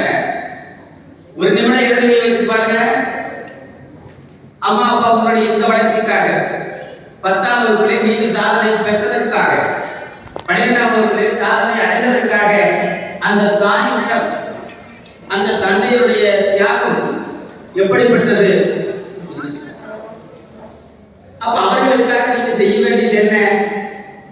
சிலை வைப்பதல்ல, அவர்களுக்கு காலை கும்பிடுவது மட்டுமல்ல, என்ன அவருடைய நோக்கத்தை, அவருடைய ஆசையை நிறைவேற்றுகின்ற அவர்களுக்கு நீங்கள் செய்ய வேண்டியது கடைசி வரை சொன்னாங்க இல்லையா? கல்வியினுடைய நோக்கம் நிறைய சொன்னாங்க, நான் உள்ளே போகல. எல்லாரும் எதுக்கு படிக்கிறீங்கன்னா ஒரே வேலை சொல்லுவாங்க, வேலைக்கு போறேன். எதுக்காக வேலைக்கு போற? சம்பளமா. எதுக்காக சம்பளம் வர? சந்தோஷம். பொருள் அல்லவரை பொருளாக செய்வது பொருள் அல்லதில்லை. பொருள் ஒரு பொருளாக மதிக்கத்தகாதவர்களை மதிக்கத்தக்கதாக ஆக்குவது என்று சொன்னால் அது பொருள். அந்த பொருளை ஈட்டுவதற்குரிய நோக்கம், பொருளை ஈட்டுவதற்குரிய வாய்ப்பு எதிரே கிடைக்கிறது? கல்வி. இந்த நாளிலே இதை சொல்வதற்குரியது நிறைய பேர் மகளிர் இருக்கின்ற காரணத்தினாலே ஒரே ஒரு சிறு வினா மட்டும்தான். இந்த அருமையான ஒரு நாளினை பற்றி சொல்கின்ற பொழுது கலாம் ஐயா அவருடைய நினைவு நாள் என்று சொன்னார்கள். அதே போல இன்னொரு அருமையான நாள் இன்று. யாராவது சொன்னீங்கன்னா அவங்களுக்கு ஒரு பரிசு, கை தூக்குனா போதும். ஒருத்தரே நீங்க இல்லை, குறிப்பா மகளிர் யாராவது கை தூக்குனா போதும். சொல்லுங்க, எழுதிருமா? தெரியுமா? வாழ்த்துக்கள். அது தவிர இன்னொன்று வாழ்த்துக்கள். அது தவிர இன்னும் மிக சிறந்தது இல்லையா? சரி, பரவாயில்ல, தெரிஞ்சுக்கோ. ஒரு தொடர் மட்டும்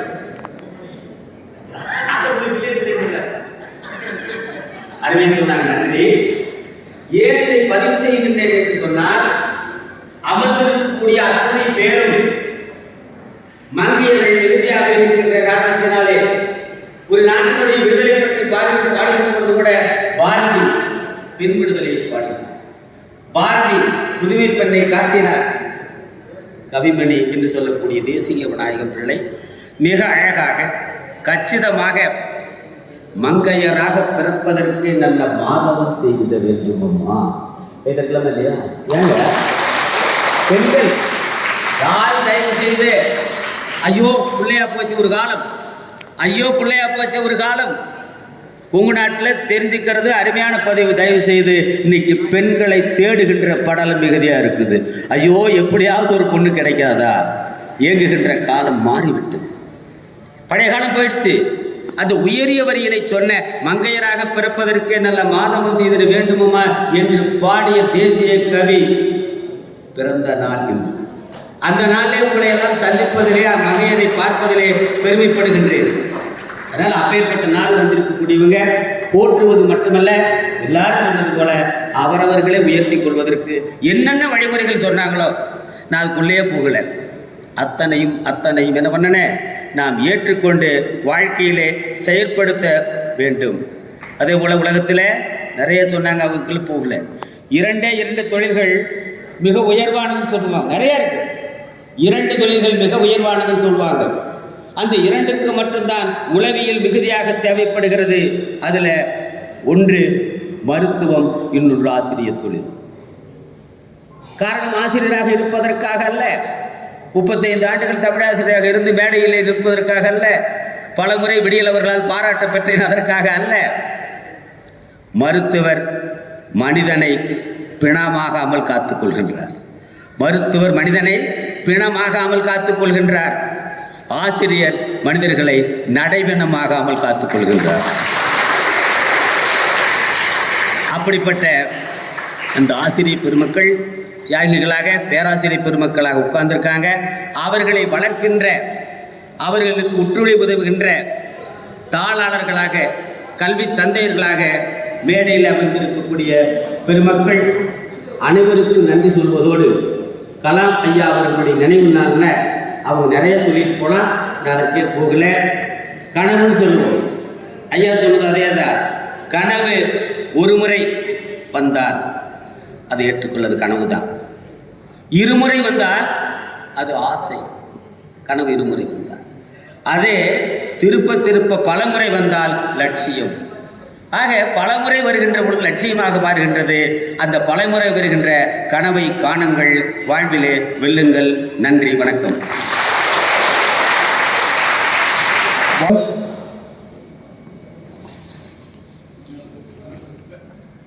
சென்னிமலை கொங்கு இன்டர்நேஷனல் சிபிஎஸ்இ பள்ளியினுடைய தாளாளர் திரு கந்தசாமி அண்ணன் அவர்களை வாழ்த்துறை வழங்க அன்புடன் நடக்கிறோம்.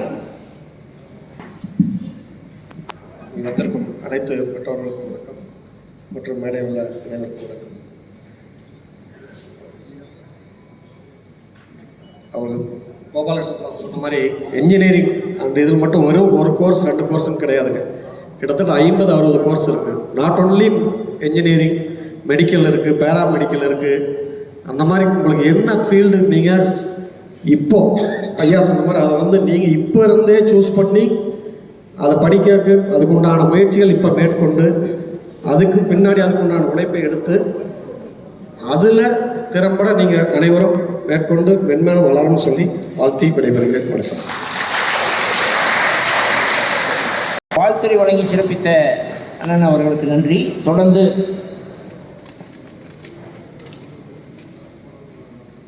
திரு கந்தசாமி அண்ணன் அவர்களுக்கு நல்லாடை அணிவித்து கொங்கு அறக்கட்டளையினுடைய பொருளாளர் அவர்கள் இப்பொழுது சிறப்பு செய்கிறார். தொடர்ந்து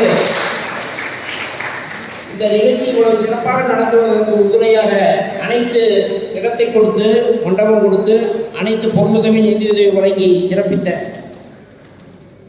சென்னிமலை கொங்கு வேளாளர் அறக்கட்டளையினுடைய செயலாளர் திரு கந்தசாமி அண்ணன் அவர்களுக்கு நமது முன்னாள் சட்டமன்ற உறுப்பினர் அவர்கள் நல்லாடை அணிவித்து சிறப்பு செய்கிறார். தொடர்ந்து கொங்கு அறக்கட்டளை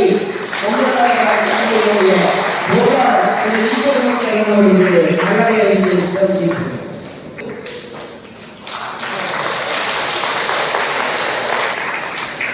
காலையிலிருந்து நீண்ட நேரமாக இருந்து கொஞ்சம் சோர்வாக களைப்பாக இருக்கிறீங்க. உங்களை கொஞ்சம் உற்சாகப்படுத்துறதுக்காக நகைச்சுவையாக உங்களை நகைச்சுவை வாயிலாக உங்களை உற்சாகப்படுத்துவதற்காக விழாவுடைய சிறப்பை ஆற்ற அரசூர் நவரசம் கலை மற்றும் அறிவியல் கல்லூரியினுடைய முன்னாள் முதல்வர், மதுரை தியாகராஜர் கல்விக்கூடத்தினுடைய முதன்மையர் முனைவர் திரு செல்வமையா அவர்களை அன்புடன்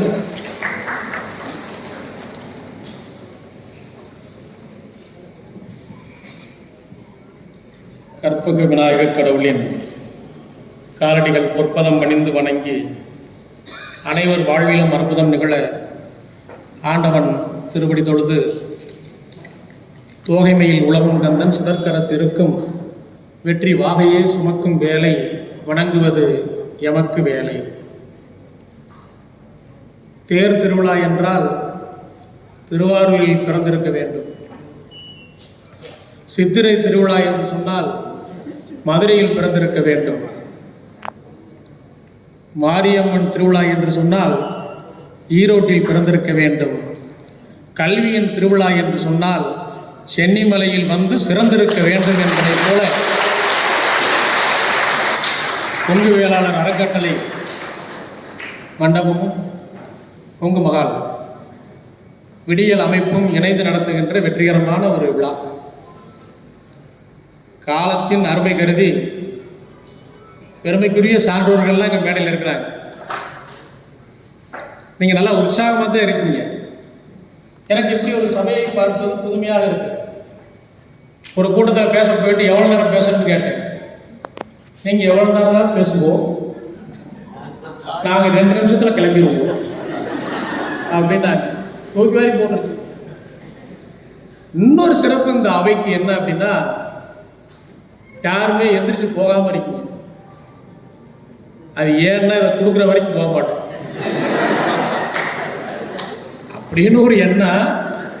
அவை நாகரிகம். இந்தியாவில் சிறந்த மாநிலம் தமிழ்நாடு என்றால் அதில் சிறந்த பகுதி கொங்கு மண்டலம் என்று சொல்லக்கூடிய பகுதி. அந்த கொங்கு மண்டலத்தில் சிறந்த பகுதி சென்னிமலை, அதில் சிறந்த மண்டபம் நம்முடைய கொங்கு மகால்.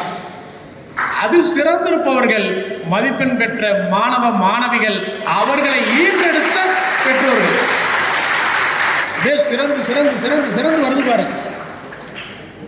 உட்காந்துக்கிட்டே யோசிச்சுக்கிட்டு இருந்தேன். முதல்ல பேசினவருக்காவது ஒரு 1/2 மணி நேரம் கொடுத்தாங்க. அடுத்தடுத்து 25 நிமிஷம் 20 நிமிஷம்லாம் வந்தது. எனக்கு ஒரே சந்தோஷம், திருவள்ளுவர் ஐயாவுக்கு 5 நிமிஷம் தான். அடுத்து நமக்கு அநேகமாக 2 நிமிஷமாக தான் இருக்க போகுது அப்படின்னு நினச்சேன்.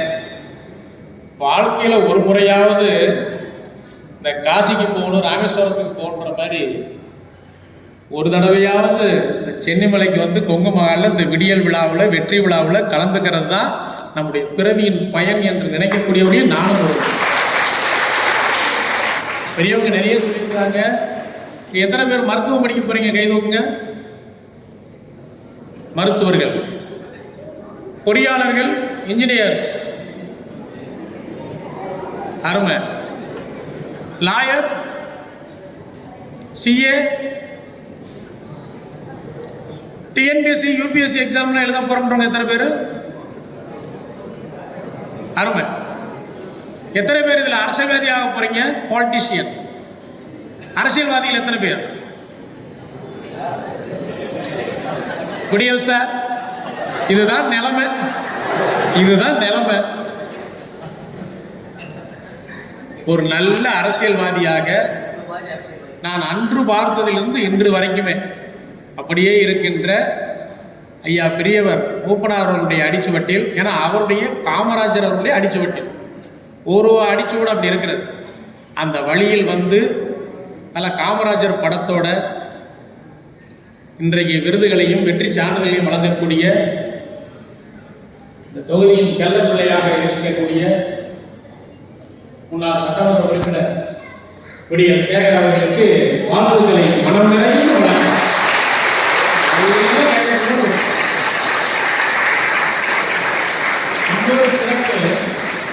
உங்க கல்யாண பொண்ணு பெருந்துறை எனக்கு ரொம்ப பிடிக்கும். எனக்கு இங்கெல்லாம் இருக்கிறதா இங்க சிலர்லாம் வந்து நீங்க சாப்பிடுச்சாதீங்க, ஜாம்பவான்கள். நீங்க அப்பா அம்மா கையை பிடிச்சு பள்ளிக்கூடத்துக்கு போயிருப்பீங்க. இவங்களுடைய கையை பிடிச்சுக்கிட்டீங்கன்னா வானம் தொட்டுவிடும் தூரம் தான் என்ற தலைப்புக்கு பொருத்தமானவங்க இந்த மேடையில்.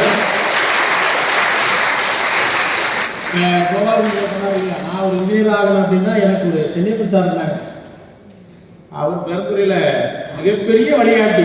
அவங்க வந்து அப்படின்னா குடும்ப வாழ்க்கையிலும் வெற்றியாளர், சமூக வாழ்க்கையிலும் வெற்றியாளர், எதையாவது கைடு பண்ணிட்டே இருப்பாங்க. அவங்க இருக்காங்க பாருங்க, சௌந்தரராஜன் சார். இவரை நம்பி ஒரு என்எஸ்எஸ் போட்டவங்க மனுஷன். பங்க்சுவாலிட்டின்னா வெள்ளக்காரன் இவர்கிட்ட தோற்று போயிடும். 7 மணிக்கு 6 மணிக்கு ரெடியா இருப்பார். அந்த புத்துணர்ச்சி, அந்த உற்சாகம் அப்படியே இவங்க கிட்ட இருந்து ஒவ்வொரு விஷயமா அப்படி கத்துக்கிட்டாங்க. அதே மாதிரி இந்த மண்டபத்தை சேர்ந்தவங்க இருக்கிறாங்க பாருங்க. துரைசாமி இருந்து கந்தசாமி சார் எங்க இருக்காங்க? கந்தசாமி சார், ஈஸ்வரமூர்த்தி சார் பாருங்க. 3 பேருமே 3 முப்பெரும் தெய்வம் மாதிரி தான். எங்களுக்கு என்எஸ்எஸ் வெற்றிகரமாக நடத்தி பாரதியார் பல்கலைக்கழகத்தில் பெயர் நாங்கள் வாங்குவதற்கு இந்த 3 பேருக்கும் நாங்கள் இப்போ இந்த நேரத்தில் நன்றி சொல்லணும். அப்படி ஒரு அற்புதமான மனிதர்கள். மேடம்லாம் நல்லா அழகாக இங்கிலீஷில் சொன்னாங்க. நல்லா இங்கிலீஷ் கற்றுக்குங்க, இங்கிலீஷ் பேசுங்க. சார் ஒருத்தர் சொன்னாங்க ரொம்ப அழகா, நீங்கள் இது போகலாம், இராணுவத்துக்கே போகலாம் அப்படின்னாங்க. இராணுவத்துக்கு போகிறது ரொம்ப நல்லது. ஏன்னா டிஃபென்ஸ் ஆஃபீஸர்ஸ் தான் இருக்கிறது இன்னைக்கு பெரிய அருமையான வரப்பு சார். டிஃபென்ஸில் ஒரு தப்பு நடந்துருச்சுன்னா என்ன பண்ணுவாங்களாம், ஒரு ஜோக்கா சொல்லியிருக்கிறாங்க. நீ தப்பு பண்ணிட்ட என்ன பண்ணலாம் அப்படின்னாமே பின்னால் தான் அடி கொடுப்பாங்க. முதுகில் 10 தலானியை கட்டி வச்சு அடிங்க அப்படின்னு இருக்கான். அடி கொடுக்காது. அடிச்சு அடியில் பஞ்செல்லாம் நஞ்சு பிரிஞ்சு போய் முதுகில் அடி விழுந்துருச்சு ஒருத்தனுக்கு. அடுத்து இன்னொரு நாட்டுக்காரன் வந்தான். அவன் ரொம்ப விவரமா 20 தலானியை கட்டி வச்சு அடிங்க அப்படின்னு இருக்கான். 20 தலானியும் பிரிஞ்சு போய் அடி விழுந்துருச்சு. நம்ம இந்தியாக்காரன் வந்து என்ன, உனக்கு எப்படி தண்டனை? பாகிஸ்தான்காரனை பின்னால் கட்டி வச்சு அடிங்க அப்படின்னு இருக்கான். அடி கூட அவருக்குள்ள நாம தச்சுக்கலாம் அப்படின்னு. அது மாதிரி இல்லாமல் இன்னைக்கு ஏஐ தொழில்நுட்பம் சாதாரணம் இல்லை. இனிமே டீச்சர்ஸே தேவையில்லைன்றாங்க. கிளாஸில் போய் ஏஐ அது நின்று நடத்திடும். கொரோனா காலத்தில் ஆன்லைன்லேயே நடத்தணும். வீட்டில் இருந்துக்கிட்டே படித்தாங்க. 2 செல்ஃபோன் பசங்களுக்கு, 1 2 இல்லை 2 செல்ஃபோன். இப்போ பெரியவங்க அத்தனை பேருடைய கவலையும் செல்ஃபோன் வேண்டாம். முடிந்தால் செல்போனை தள்ளி வை, முயன்றால் அதன் தலையிலே கொல்லி வை. முடியுமா நம்மளால? ஆளுக்கு போன், ஏன் போன் எங்க வச்சுன்னு தெரியல, அங்கதான் இருக்கு நினைக்கிறேன். ஏன்னா எல்லாருமே பதறி பதறி எதிர்க்கிறாங்க செல்போன் தான். நான் போற பள்ளிக்கூடத்தில் போறேன்னு சொல்றது உண்டு. வீட்டில் நம்மை கெடுப்பதற்கு ஒரு பெட்டி இருக்கிறது. அது என்ன பெட்டி? தொலைக்காட்சி பெட்டி. அதுக்கு பேர் பெட்டி சாத்தா. நம் கையிலேயே ஒரு பெட்டி இருக்கிறது நம்மை கெடுப்பதற்கு. இது ஒரு குட்டி சாத்தா. இந்த 2 சாத்தானையும் விட்டுட்டோம்னா நம்ம நல்லா வந்துடலாம். ஐயா ஞாபகப்படுத்தினாங்க, இன்னைக்கு பெற்றோர்கள் தினம். பெற்றோர்களுடைய பாதங்களை தொட்டு நான் வணங்குவேன் அப்படின்னு சொல்றவங்க கை தூக்குங்க பாருங்க. பெரியவங்க எத்தனை பேர் இருக்காங்க பாருங்க. அதான் பெரியவங்க. இங்கேயும் பெரியவங்களாக கூட நிறைய இருக்கீங்க. நிறைய பேர் இனிமே மாதா பிதா குரு தெய்வம் சொல்லியிருக்கிறாங்க, தொட்டு வணங்குங்க. ஏனென்றால் அவர்களுடைய ஆசீர்வாதம் முழுமையாக கிடைக்கணும். அதனால தான் இன்னைக்கு பெற்றோர்கள் தினம். அதே மாதிரி மேதகு கலாம் அவர்களுடைய நினைவு தினம் இன்னைக்கு தான். அரசு பள்ளியில் படித்தவர்கள் கை தூக்குங்க. மெட்ரிகுலேஷன், சிபிஎஸ்இ, ஐசிசி இல்லை. இப்போ இந்த அரசு பள்ளி மாணவர்கள் சாதிக்க முடியுமானா சாதிக்க முடியும்னு பெரியவங்க சொல்லியிருக்கிறாங்க. அரசு பள்ளியில் பயின்று முயன்று விண்வெளியை தொட்டவர்தான் இன்றைய நினைவு நாளுக்கு சொந்தமான மேதகு கலாம் அவர்கள். மறந்து விடாதீர்கள். கிணத்துக்கடவு அரசு மேல்நிலையில் படித்து கனவுகளோடு ISRO இஸ்ரோவுக்குள் நுழைந்து சந்திரனை தொட்டது மனித சக்தி, சரித்திரத்தை மாற்றியது மனித சக்தி என்று மாற்றிய தமிழர் தான் மயில்சாமி அண்ணாதுரை என்ற மிகப்பெரிய விஞ்ஞானி. மறந்து விடாதீர்கள்.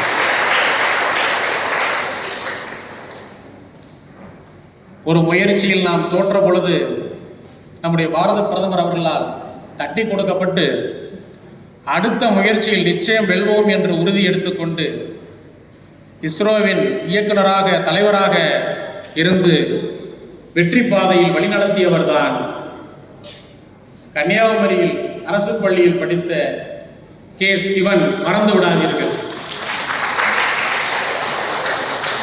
சந்திரனின் தென் துருவத்தில் நம்முடைய செயற்கைக்கோள் இதை இறக்கி சோதனை செய்ய முடியுமான்னு எல்லாருங்க. அமெரிக்கா கூட அதை பண்ண முடியல. ஆனால் முதல் முயற்சியிலேயே அந்த வெற்றியை நிகழ்த்தி காட்டியவர் தான் விழுப்புரம் அரசு மேல்நிலைப்பள்ளியைச் சேர்ந்த வீரமுத்துவேல் என்ற விஞ்ஞானி. மறந்து விடாதீர்கள். இதெல்லாம் நிறைய சொல்லிட்டு இருக்கிறோம். கரூரில் அரசு பள்ளி மாணவர்கள் என்ன அதிசயத்தை புரிஞ்சுட்டாங்க தெரியுமா? கலாம் சார்ட்ட கேட்டாங்க, பொக்ரானில் நீங்கள் அணுகுண்டு வெடித்தீர்களே, அது சிறந்த நாளா? அக்னி, ஆகாஷ், திரிசூல், பிரம்மோஸ் வரைக்கும் கண்டுபிடித்து இந்திய விண்வெளி பாதுகாப்பை கட்டமைத்தீர்களே, அது சிறந்த நாளா? நிறைய கேட்டாங்க. என் வாழ்வின் சிறந்த நாள் எது என்று கேட்டால், ஒரு சபையில் பேசிக்கொண்டிருக்கும் பொழுது போலியோ பாதிக்கப்பட்ட ஒரு குழந்தை அமர்ந்திருந்தது. கால் அது ஊனம், மரத்திலே செய்யப்பட்ட மரக்கால் கட்டையை பொருத்தி இருந்தது. அதை பார்த்து கீழே உன்னால் நடக்கிறதுக்கு எப்படி இருக்கு அப்படின்னு. சிரமமாக தான் இருக்கு. எவ்வளவு கிலோ இருக்குன்னா 4 கிலோ இருக்கும். 4 கிலோ மரக்கால் கட்டையை தூக்கி கொண்டு நடப்பது சிரமம் என்று தெரிந்ததுமே விண்வெளி ஆய்வு கூடத்துக்கு போனதுமே முதல்ல ஒரு ப்ராஜெக்ட் போட்டேன். இப்போ சார் சொன்னாங்க பாருங்க, நம்ம நந்தா சார் சொன்னாங்க பாருங்க, இன்னோவேஷன், அன்னாசி பழத்திலிருந்து மீன் பிடிப்பதற்கு வரைக்கும் புதிய புதிய கண்டுபிடிப்புகள். அதே மாதிரி அவருடைய மனசில் அந்த விண்வெளிக்கு பயன்படுத்தக்கூடிய ராக்கெட் ஏவுதளத்தில் பயன்படுத்தக்கூடிய உலோகத்தை எடுத்தார், ஆய்வு செய்தார், விஞ்ஞானிகளுக்கு அந்த இதை கொடுத்தார். சரியாக அந்த கால், செயற்கை கால் தயார் செய்யப்பட்டது. கொண்டு அதே குழந்தைக்கு 4 கிலோவை எடுத்துட்டு இந்த கால் பொருத்தினாங்க. இந்த 4 கிலோக்கு மேலே அந்த கால் எவ்வளோ எடை இருந்ததுன்னா 400 கிராம். 400 கிராம் எடுத்தவே அந்த குழந்தை துள்ளி குதித்து ஓடியது பாருங்க. அந்த நாள் தான் என் வாழ்வின் சிறந்த நாள் என்று கலாம் சொன்னார். இப்போ இதே வருஷம் பாருங்களேன், 4 கிலோ 400 கிராம் அவர் செய்தார். கரூரில் நம்ம பசங்கள்லாம் ஒன்று சேர்ந்து ஒரு ப்ராஜெக்ட், அது யார் கொடுத்துருந்தாங்க அப்படின்னா அமெரிக்காவில் நாசா விண்வெளி மையம் கொடுத்துருக்கு. உலகளாவிய போட்டி. இந்த உலகளாவிய போட்டியில் கரூர் மாணவர்கள் ஒரு செயற்கைக்கோள் தயார் செய்தாங்க. அது வெயிட் எவ்வளோன்றீங்க? 40 கிராம். 4 கிலோ எங்கே, 400 கிராம் எங்கே, நேனோ டெக்னாலஜி குறைஞ்சிக்கிட்டே போகுது. 40 கிராமில் ஒரு சேட்டலைட் செய்து உலகம் முழுவதும் அந்த சேட்டலைட்லேயே best satellite of this year அப்படின்னு கரூர் மாணவர்கள் செய்த சேட்டலைட்டை தேர்வு செஞ்சாங்க. அந்த கரூர் மாணவர்கள் எல்லாம் ஒன்று கூடிய அந்த சேட்டலைட்டுக்கு வைத்த பெயர் கலாம் சேட்டலைட். விண்வெளியில் வெற்றிகரமாக பறந்து கொண்டிருக்கிறது. அதுக்கு தான் அந்த தலைப்பை கொடுத்தேன், வானம் தொட்டுவிடும் தூரம்தான். இப்போ சுக்லா போயிட்டு வந்துட்டார் பாருங்க, ராகேஷ் சர்மாவுக்கு அடுத்து இப்போ போயிட்டு வந்திருக்கிறார். அவநம்பிக்கை என்பது வேண்டாம், நம்பிக்கை வேண்டும். இந்த நல்ல மனிதர்கள், சான்றோர்கள், பெரியோர்கள், கல்வியாளர்கள், தமிழறிஞர்கள் விதைகளை தூவி இருக்கிறார்கள். செவி வயலில் வாங்கி இதய வயலில் தேக்கி நீங்கள் எதிர்காலத்தில் வேர்களாகி விருட்சங்களாகி விழுதுகளாகும் பொழுது இந்தியா உண்மையிலேயே பாரதி சொன்னது போல அமரத்துவம் அடையும். இதை மனசில் வச்சுக்கணும். இன்னைக்கு பெற்றோர்கள் தினம் என்பதனால ரொம்ப அழகாக சொன்னாங்க, தனக்காக சமைக்காத ஒரு ஜீவன் உண்டு என்று சொன்னால் அது அம்மா. தனக்காக சம்பாதிக்காத ஒரு ஜீவன் உண்டு என்று சொன்னால் அது அப்பா.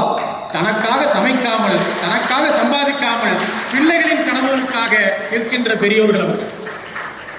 ஒரு இடத்துல நான் சொல்லும் பொழுது ஒருத்தர் சொன்னார், உலகின் மிகச்சிறந்த கவிதை எதுன்னு கேட்டாங்க. சின்ன கவிதையாக இருக்குன்னாங்க, ஹைக்கூ மாதிரி. ஐயா சொன்ன மாதிரி 2 அடி திருக்குறள், ஹைக்கூ 3 அடி. இன்னும் சின்னதாக இருக்குன்னாங்க, ஒரே ஒரு வார்த்தை தான், அம்மா என்று சொன்னால் போதும். அதுதான் உலகின் சின்ன கவிதை, பெரிய பொருள். அதனால தான் இந்த விழா உங்களை உற்சாகப்படுத்துகிறோம். ஒரு மனிதனுக்கு பின்னால் நாம் செய்ய வேண்டிய ஒரே வேலை பின்னாலிருந்து தட்டி கொடுப்பது. உற்சாக கங்கை வெள்ளம் ஓடும் பொழுது நீங்கள் உயர்ந்து கொண்டே இருப்பீர்கள். எங்களுக்கு தேவை உங்களுக்குள்ள இருந்து நிறைய நல்ல அறிவியல் விஞ்ஞானிகள் வர வேண்டும், நல்ல மனிதநேயமிக்க மருத்துவர்கள் வர வேண்டும். அது ரொம்ப முக்கியம். மனிதநேயமிக்க மருத்துவர்கள் வர வேண்டும். 10 ரூபாய் ஜெயராமன் சார் சென்னையில் அவர் மறைந்த பொழுது அவர் வீட்டுக்கு முன்னால் வந்து அந்த உடலை எடுத்து சென்ற பிறகு நின்று அழுது கண்ணீர் சிந்தி அஞ்சலி செலுத்தியவர்கள் உண்டு. அப்படிதான் வரணும். ஏன்னா இன்னைக்கு எல்லாமே பணம் சார்ந்து போய்விட்டது. இன்னைக்கு ஃபேஸ்புக் அவருடைய தாய் நிறுவனம் மெட்டா அப்படின்னு சொல்லக்கூடிய ஒரு நிறுவனம். மெட்டா 50 பேர் எடுத்திருக்கிறாங்க, உலகின் மிகச்சிறந்த அறிவாளிகளா, ஏஐ தொழில்நுட்பத்தில் கைதேர்ந்தவர்கள். இந்த 50 பேருக்கு சம்பளம் எவ்வளவு? சார் சொன்னது போல நம்முடைய கூகுள் சிஇஓ சுந்தர் பிச்சைக்கு ஆண்டு வருமானம் 1200 கோடி ரூபாய். 1200 கோடி ரூபாய். இங்க இருக்கக்கூடிய நீங்க அத்தனை பேருமே சாதாரணமானவர்கள் அல்ல.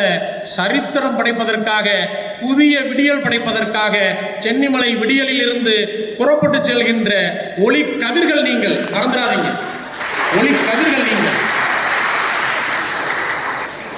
அந்த 50 பேர்ல 40 பேர் சீனர்கள், 10 பேர் இந்தியர்கள், 8 பேர் தமிழர்கள் என்பது மிகப்பெரிய சாதனை, உயரம். நான் செய்யணும் அப்படின்னா என்ன செய்யணும்னா, காலை எழுந்தவுடன் படிப்பு, பின்பு கனிவு கொடுக்கும் நல்ல பாட்டு, மாலை முழுதும் விளையாட்டு என்று வழக்கப்படுத்திக் கொள்ளு பாப்பா. ஒரு டைம் டேபிள் கொடுத்துருக்கார். இதை போய் என் பையன்கிட்ட சொன்னேன், பசங்களுக்கு பாடம் நடத்தும் போது, காலை எழுந்தவுடன் படிப்புன்னு. காலை எழுந்தால் தானே படிப்பு, காலை எழுந்தால் தானே படிப்பு. நான் எவ்வளவோ ஆவேசப்பட்டுலாம் சொல்லி பார்த்தேன். 3 மணிக்கு எழக்கூடியவன் முனிவன், 4 மணிக்கு எழக்கூடியவன் ஞானி. அமைதியா உட்காந்துருக்கான். அவன் அமைதியா உட்காந்துட்டான், நமக்கு ஆபத்துன்னு இருக்கும். 3 மணி முனிவன், 4 மணிக்கு ஞானி, 5 மணிக்கு எழக்கூடியவன் ரிஷி அப்படின்னு. 6 மணிக்கு அவன் தான் மனிதன். 6 மணிக்குள்ள எழுந்துடணும். நீ எழுந்து கிழக்கில் இருக்கக்கூடிய சூரியனை தட்டி எழுப்ப வேண்டும், அதான் முக்கியம். அதை விட்டுட்டு சூரியன் வந்து சுள்ளென்று அடித்து உன்னை எழுப்பக்கூடாது. ஏன்னா நம்ம கொங்கு மண்டலத்துடைய சிறப்பு என்ன அப்படின்னா, ஏன் இந்த அளவுக்கு உயர்வு அப்படின்னா, நம்முடைய கொங்கு மண்டலத்து வேளாண்குடி மக்கள் தான் அதிகாலை 3 மணிக்கு எழுந்து பணிபுரியக்கூடியவர்கள். அதனால் தான் இந்த மண் உயர்ந்திருக்கிறது. வேளாண்மையில் உயர்ந்தது மட்டுமல்ல, நெசவில் உயர்ந்திருக்கிறது. ஒரு பக்கம் உணவு, ஒரு பக்கம் ஆடை. அதுலேயும் சென்னிமலை ஆடைக்கு பேர் போன அற்புதமான பூமி. இங்கே கந்தசஷ்டி கவசம் அரங்கேற்றப்பட்டது சென்னிமலை திருத்தலத்தில். உலகம் முழுவதும் இன்னைக்கு பாடுறோமே. இந்த மண்ணில் தானே ஒரு மாபெரும் தியாகி பிறந்தார், திருப்பூர் குமரன். தன் உயிர் கொடிகாத்த குமரன், தன் உயிர் பிரியும் தருவாயில் கூட கொடியை கைவிட்டு விட மாட்டேன் என்று சொல்லி கையில் ஏந்தி தன் உயிர் பிரிந்த பொழுது கூட இருந்த திருப்பூர் குமரன். இந்த மண்ணில் தானே தீரன் சின்னமலை வெள்ளையர்களுக்கு சிம்ம சொப்பனமாக திகழ்ந்தார். அந்த வாரிசுகள் நாம், அந்த பரம்பரை நாம். நாம் ஒருபொழுதும் தோற்று போக மாட்டோம். வெல்வதற்காக பிறந்தவர்கள் நாம், வீறு கொண்டு எழுவதற்காக பிறந்தவர்கள் நாம். சிஏ படிங்க, நிறைய சொல்லியிருக்கிறாங்க. நீட் எக்ஸாம் நம்ம வெற்றி பெற முடியுமான்னு நம்மளுக்கு ரொம்ப பெரிய சந்தேகம் இருக்குல்ல, போராட்டம்லாம் இருக்குல்ல. உங்களுக்கு ஒரு தகவல் சொல்கிறேன். நீட் எக்ஸாம் அறிமுகப்படுத்திய காலத்திலிருந்து இப்பொழுது வரைக்கும் அதோடைய மதிப்பெண், மொத்த மதிப்பெண் எவ்வளவு யாருக்கா தெரியுமா? 720. 720க்கு 720 எடுத்த ஒரு பையனுடைய பேரு நம்ம கிட்ட நல்ல அவைங்க. அது தெரியாதுன்னா அமைதியாயிடுறாங்க, தெரியாதுன்னா அப்படியே அமைதியாயிடுறது. ஏன்னா நாங்கள் கல்லூரிக்கு ஒரு பேச்சாளர், பெரிய பேச்சாளர் 10,000 ரூபா கொடுத்து கூப்பிட்டு வந்தோம் பேச சொல்லி. நான் என்ன பேச போகிறேன்னு தெரியுமா? படபடப்படன்னு எந்திரிச்சு தெரியும் அப்படின்னு அவர் சொல்லிட்டாரு. தெரிந்தவர்களுக்கு மத்தியில் பேசி ஒன்றுமில்லை, நன்றி வணக்கம், போயிட்டாரு. இந்த புனியவனை விடக்கூடாது, எல்லாருமே தெரியாதுன்னு சொல்லுங்க. அடுத்த ஒரு கூப்பிட்டு வந்தோம். நான் என்ன பேச போகிறேன்னு தெரியுமான்னாரு. தெரியாது, தெரியாதவர்களுக்கு பேசியும் ஒன்றும் புண்ணியம் இல்லை, நன்றி வணக்கம், போய் வரேன். அப்புறம் பாதி பேர் தெரியும் சொல்லுங்க, பாதி பேர் தெரியாதுன்னு சொல்லுங்க சொல்லி அவரை கொண்டாந்து நிப்பாட்டியிருந்தோம். தெரியும் தெரியும் நாங்க, பாதி பேர் தெரியாது நாங்க. தெரியாதவர்கள் தெரிந்தவர்களிடம் கேட்டு தெரிந்து கொள்ளுங்கள், நன்றி வணக்கம். எந்த சுற்றுலா போனாலும் தப்பிச்சுக்குவேன் நான், அது ரொம்ப முக்கியம். ஏன்னா சில பேச்சாளர்லாம் ஆரம்பிச்சோம்னா நாங்க 3 மணி நேரம் பேசிட்டு இதுதான் என்னுடைய முன்னுரை அப்படின்னு பாருங்க. முன்னால அந்த 30 பேர் அப்படி சரிஞ்சிட்டான். அட பாவி, இது முன்னுரைனா நீ முடிவுரை என்னைக்கு எழுதுறது? நான் ஒரு கேள்வி கேட்டேன். என்ன கேள்வி? 720க்கு 720 மதிப்பெண் வாங்கி நீட் தேர்வில் வெற்றி பெற்ற மாணவன் ராஜஸ்தான் அல்ல, உத்தரப்பிரதேசம் அல்ல, பீகார் அல்ல, வங்காளம் அல்ல, போட்டிக்காக சொல்லல, தமிழ்நாட்டை சேர்ந்த மாணவன் பிரபஞ்சன் தான். 720க்கு 720 அச்சீவர். இப்போ சொன்னாங்கல்ல, சொன்னாங்கல்ல சாகர்ல நாங்கள் இத்தனை மருத்துவர்களை உருவாக்கி இருக்கிறோம். பொங்கல அதே மாதிரி இங்கே இருக்கக்கூடிய பள்ளிகள், முன்னாள் பள்ளி, நம்ம பள்ளி, அத்தனை பள்ளிகள் இருக்கிறது. கல்வி சிறந்த தமிழ்நாடு, கல்வி சிறந்த தமிழ்நாடு.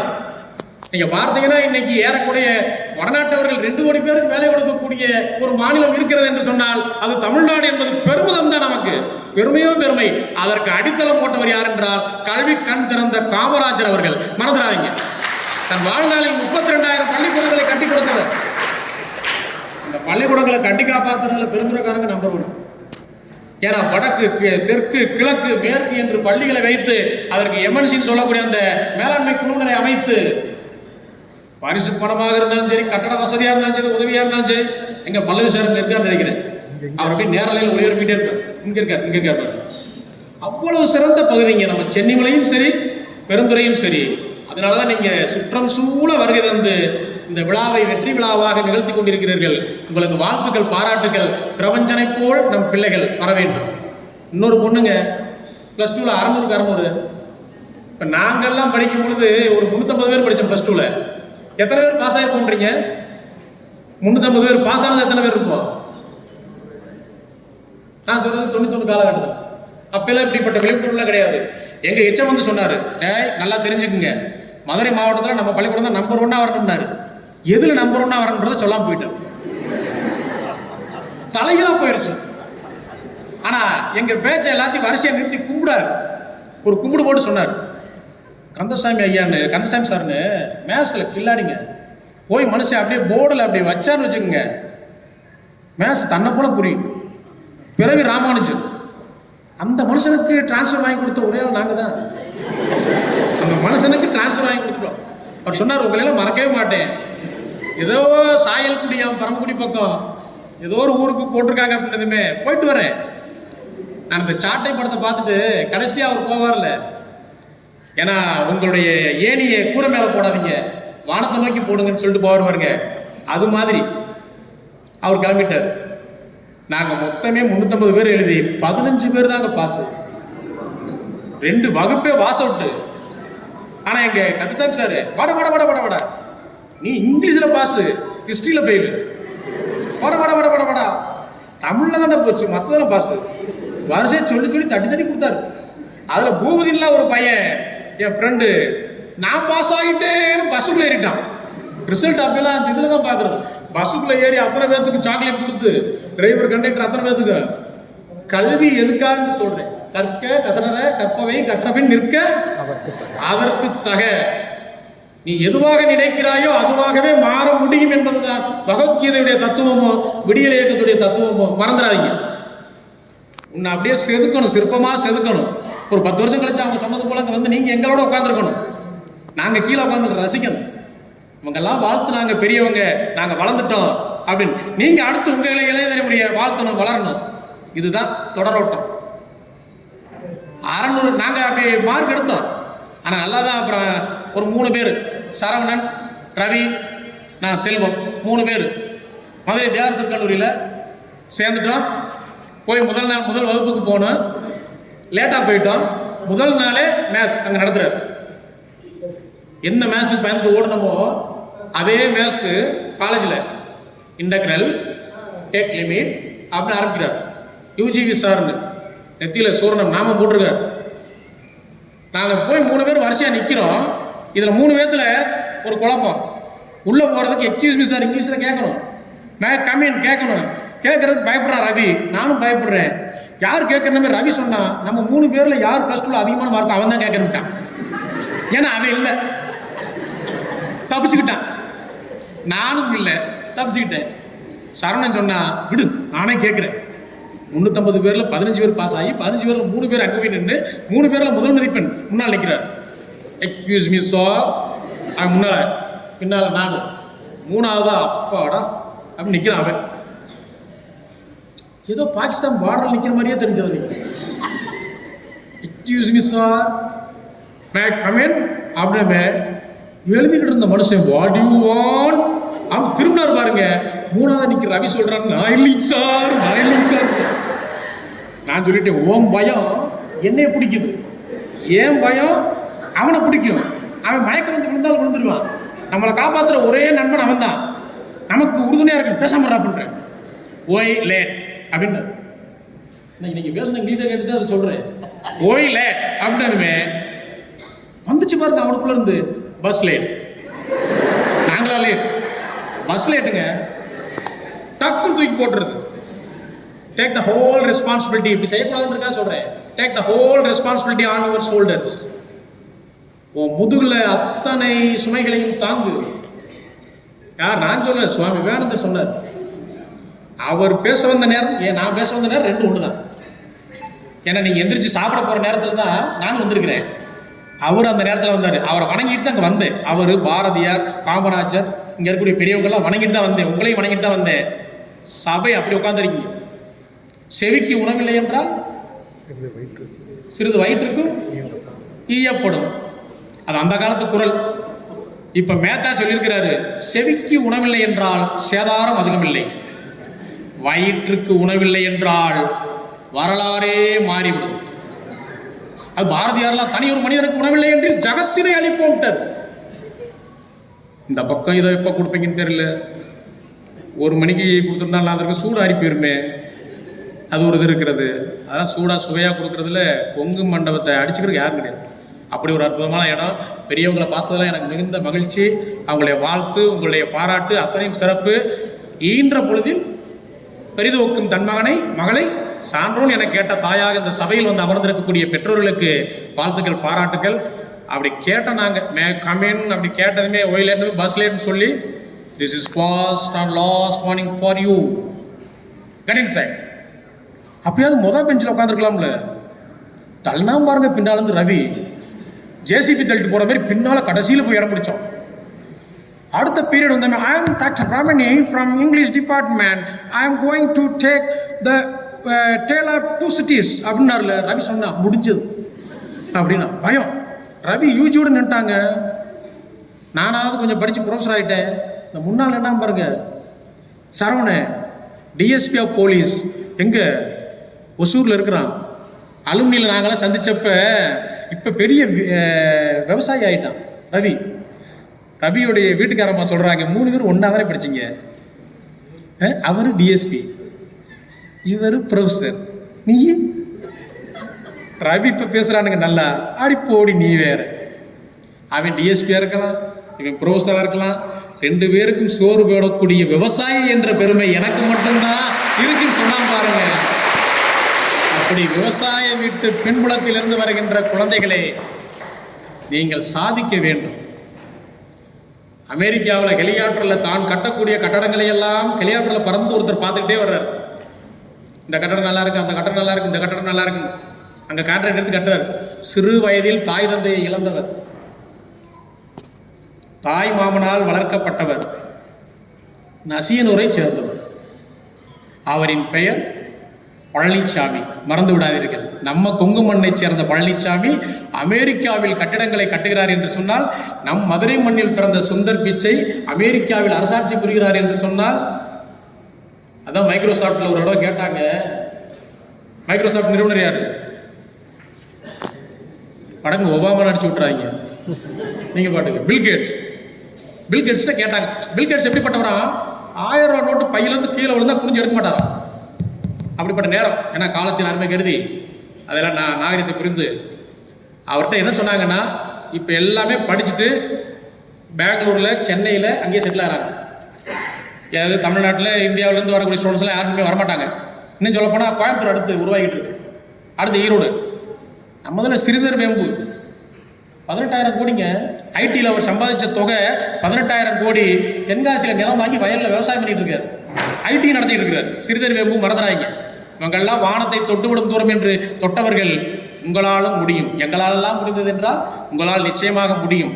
யாரால் முடியும், யாரால் முடியாது, நம்மால் முடியும் நினச்சிக்கங்க என்று சொல்லி இந்த ஒரே ஒரு செய்தி. பிரபஞ்சன் எப்படி மதிப்பெண் வாங்கினாரோ அதே மாதிரி பெண் பிள்ளையில் ஒரு பெண் பிள்ளை 600க்கு 600 மார்க். யாரு? அருமைங்க, வாழ்த்துக்கள். நந்தினி இன்னைக்கு பிஹெச்டியில் பார்த்தீங்கன்னா இலவசமாகவே எல்லாம் கொடுத்துட்டாங்க, நல்லா படிச்சுட்டு இருக்கிறாங்க.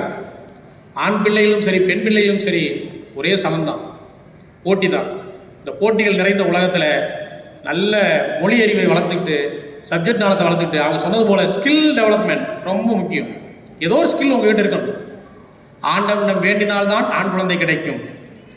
அந்த ஆண்டவனே வேண்டும் என்றால்தான் பெண் குழந்தைகளாகவே பிறக்கும் என்று சொல்லி பெற்றோர்களை வாழ்த்தி, பிள்ளைகளை வாழ்த்தி, பெரியவர்களை எல்லாம் நாள் மலர் எடுத்து தாழ் மலரில் வைத்து, நீங்கள் ஆள்போல் வைத்து அருகுபோல் வேரோடி பால்போல் பொங்கி பௌர்ணமியாய் வாழ்வாங்க வாழ்க என்று இந்த வெற்றி திருவிழாவில் கலந்து கொண்ட அத்தனை நல்ல உள்ளங்களை வணங்கி நிறைவு செய்கின்றேன். நன்றி, வணக்கம். ஐயா அவர்களுக்கு நன்றி. இறுதியாக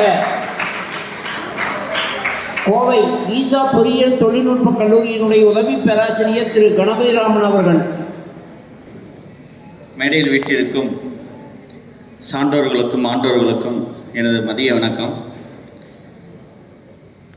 மிகச் சுருக்கம் சொல்லி என் தன்னம்பிக்கையை போக வச்சிட்டார். என்னை தன்னம்பிக்கை டாப்பிக்கில் பேச சொல்லிட்டு நேரம் குறைவின் காரணமாக ஓரிரு கருத்துக்களை மட்டும் உங்கள்கிட்ட நான் பகிர்ந்துக்கலாம்னு நினைக்கிறேன். என்னோட பேர் வந்து கணபதிராமன். என்னோட qualification MSc, MPhil, BEd, MEd, MHR, MCom, then PhD இப்போ பண்ணிகிட்ருக்கேன். நேனோ டெக்னாலஜியில் க்ரீன் சின்தசிஸில் கேன்சருக்கு உண்டான மெடிசன் ப்ரிப்பேர் பண்ணிகிட்ருக்கோம். அது முடிகிற தருவாயில் இருக்குது. இன்னைக்கு கொஞ்ச நாள் அதை வெளியிடுவோம். நான் இங்கே ஈரோட்டில் தான் பிறந்தேன், இங்கே தான் வளர்ந்தேன். கொல்லம்பாளையம் ரயில்வே காலனி ஸ்கூலில் தான் படித்தேன். நானும் ஈரோட மகேஷ் தெரியுமா, விஜய் டிவியில் இருக்கார் இல்லையா, நானும் அவரும் ஸ்கூல்மேட்டு. 2 பேரும் மேடை பேச்சாளர்கள் சின்ன வயசுலேருந்து. அப்புறம் நான் சிக்கே நாயக்கர் கல்லூரியில் பிஎஸ்சி, எம்எஸ்சி படிக்கிறப்ப தான் நம்ம வெடிகள் அண்ணனை பற்றி தெரியும். அப்போ தான் அவரில் எங்களுக்கு அப்போ வந்து ஒரு மிகப்பெரிய ஸ்டார் அவர், வெடிகள் அண்ணன். ஸோ அந்த அளவுக்கு பெருமை மிக்க நம்ம விடியல் சேகர் ஐயா அவர்களுக்கு இந்த மாதிரியான ஒரு தூண்டுதலுக்கு ஒரு ஆள் வேணும். இப்போ விளக்கு ஒன்று அணையுதுன்னு வச்சுக்கோங்களேன், என்ன பண்ணுவீங்க? விட்டுடலாமா அப்படியே? அப்போ என்ன பண்ணணும்? தூண்டணும் இல்லையா? தூண்டுவதற்கு நம்ம ஒரு சின்ன குச்சி யூஸ் பண்ணுமா இல்லையா? விரலை கொண்டு போய் விடுவீங்களா, சின்ன குச்சி கொண்டு போய் விடுவீங்களா? ஒரு சின்ன குச்சி வச்சு தூண்டுறோம் இல்லையா? அது குச்சி சின்னதாக இருந்தாலும் அது ஒரு மிகப்பெரிய செயலை செய்கிறது, ஒளியை தருகிறது. அந்த விடியலை தரக்கூடிய சேகர் ஐயா அவர்களுக்கும் மிகப்பெரிய ஒரு கரகோஷத்தை எழுப்புமாறு அன்புடன் கேட்டுக்கொள்கிறோம். இன்னைக்கு இந்த அளவுக்கு ஒரு அரங்கத்தை கொடுத்து நமக்கு அப்படியே குளிர வச்சு, அதனால தான் கோட்டு போட்டேன், குளிர்றது பயங்கரமாக. இந்த அளவுக்கு ஒரு அரங்கத்தை கொடுத்த கொங்கு அறக்கட்டளை அவங்களுக்கு வந்து ஒரு மிகப்பெரிய கைத்தட்டல் நீங்கள் கொடுக்கணும். உண்மையாலுமே இந்த அரங்கம் இன்னைக்கு ஏசி போட்டு கரண்ட் பில்லு இன்னைக்கு என்ன ஆகுதுன்னு எங்களுக்கு தான் தெரியும். உண்மையாலுமே அந்த பெரிய நல்ல உள்ளங்களுக்கும் எங்கள் மனமார்ந்த நன்றி. காலத்தை கருதி நான் கொஞ்சம் வேகமாக பேசுவேன். ஓகே, நான் கிட்டத்தட்ட ஒரு தமிழ்நாடு ஃபுல்லாக இந்த 2 வருடமாக ஒரு 250 பள்ளிகளுக்கு சென்று பேசியிருக்கேன். கவர்மெண்ட், ப்ரைவேட் எல்லா பள்ளிகளுக்கும் சென்று பேசியிருக்கேன். நான் எல்லா இடத்துலையும் பொதுவாக பார்க்கக்கூடிய ஒரே ஒரு விஷயம், தன்னம்பிக்கையை உருவாக்குறதுக்கு நேரம் இல்லை. இப்போ தன்னம்பிக்கைன்னா என்ன? இங்கே இருக்க பெற்றோர்கள் முதல்ல உங்களுடைய செல்ஃபோனை எடுக்கக்கூடாது, நான் பேசி முடிக்கிற வரைக்கும். அடுத்தது பக்கத்தில் இருக்கிற உங்கள் பையனோ பொண்ணோ ஃபோனை எடுக்காதான்னு சொல்லி வச்சிடணும். 5 நிமிஷத்துக்கு கையை கட்டி போட்டுடணும், இல்லைன்னா கை அப்படி தானாக மொபைலுக்கு போகும். இதுலேயே தன்னம்பிக்கை இல்லை நமக்கு. நம்ம அதை கண்ட்ரோலுக்கு கொண்டு வர முடியலை. செல்ஃபோனை தொடாமல் நம்மளால் இருக்க முடியுமா? எனக்கு வந்து கல்லூரியில் இன்றைக்கி ரவுண்டு 2 போயிட்டுருக்கு, கவுன்சிலிங் சாய்ஸ் ஃபில்லிங் போயிட்டுருக்கு. எனக்கு ஒரு 300 மெசேஜ் வந்துருச்சு. அதுக்கு நான் ரிப்ளை பண்ணியே ஆகணும், பண்ணலைன்னா என் மேலே மெமோ கொடுத்துருவாங்க. நான் ரிப்ளை பண்ணிகிட்டே இருக்கேன். இன்றைக்கி காலத்தின் கட்டாயத்தினால அதை தொட வேண்டியதாக இருக்குது. அந்த குட்டி பிசாசு கண்டிப்பாக வேணும் சார். குட்டி பிசாசு இல்லைன்னா முடிஞ்சிச்சு, வேலை இருக்காது, வீட்டுக்கு போட்டுருவாங்க. இன்றைக்கி எல்லா தொழில்நுட்பமே அதில் தான் வருது. ஒரு வாட்ஸ்அப்புங்கிற ஒரு அப்ளிகேஷனில் நீங்கள் எதுனாலும் அதில் தான் நீங்கள் பார்த்தாகணும், எல்லாமே அதில் தான் வருது. ஸோ அந்த குட்டி பிசாசு ஒன்றும் பண்ண முடியாது. இருந்தாலும் அந்த குட்டி பிசாசு எவ்வளவோ பாதிப்பை உங்கள் மாணவர்கள் கையிலையும் உங்கள் மகன் கையில் இருக்கிற வரைக்கும் அது ஒரு மிகப்பெரிய ஆபத்தான ஒரு கருவி. அப்போ இது எப்படி சார் கண்ட்ரோல் பண்ணுறது? கண்ட்ரோல் பண்ணி தான் ஆகணும்.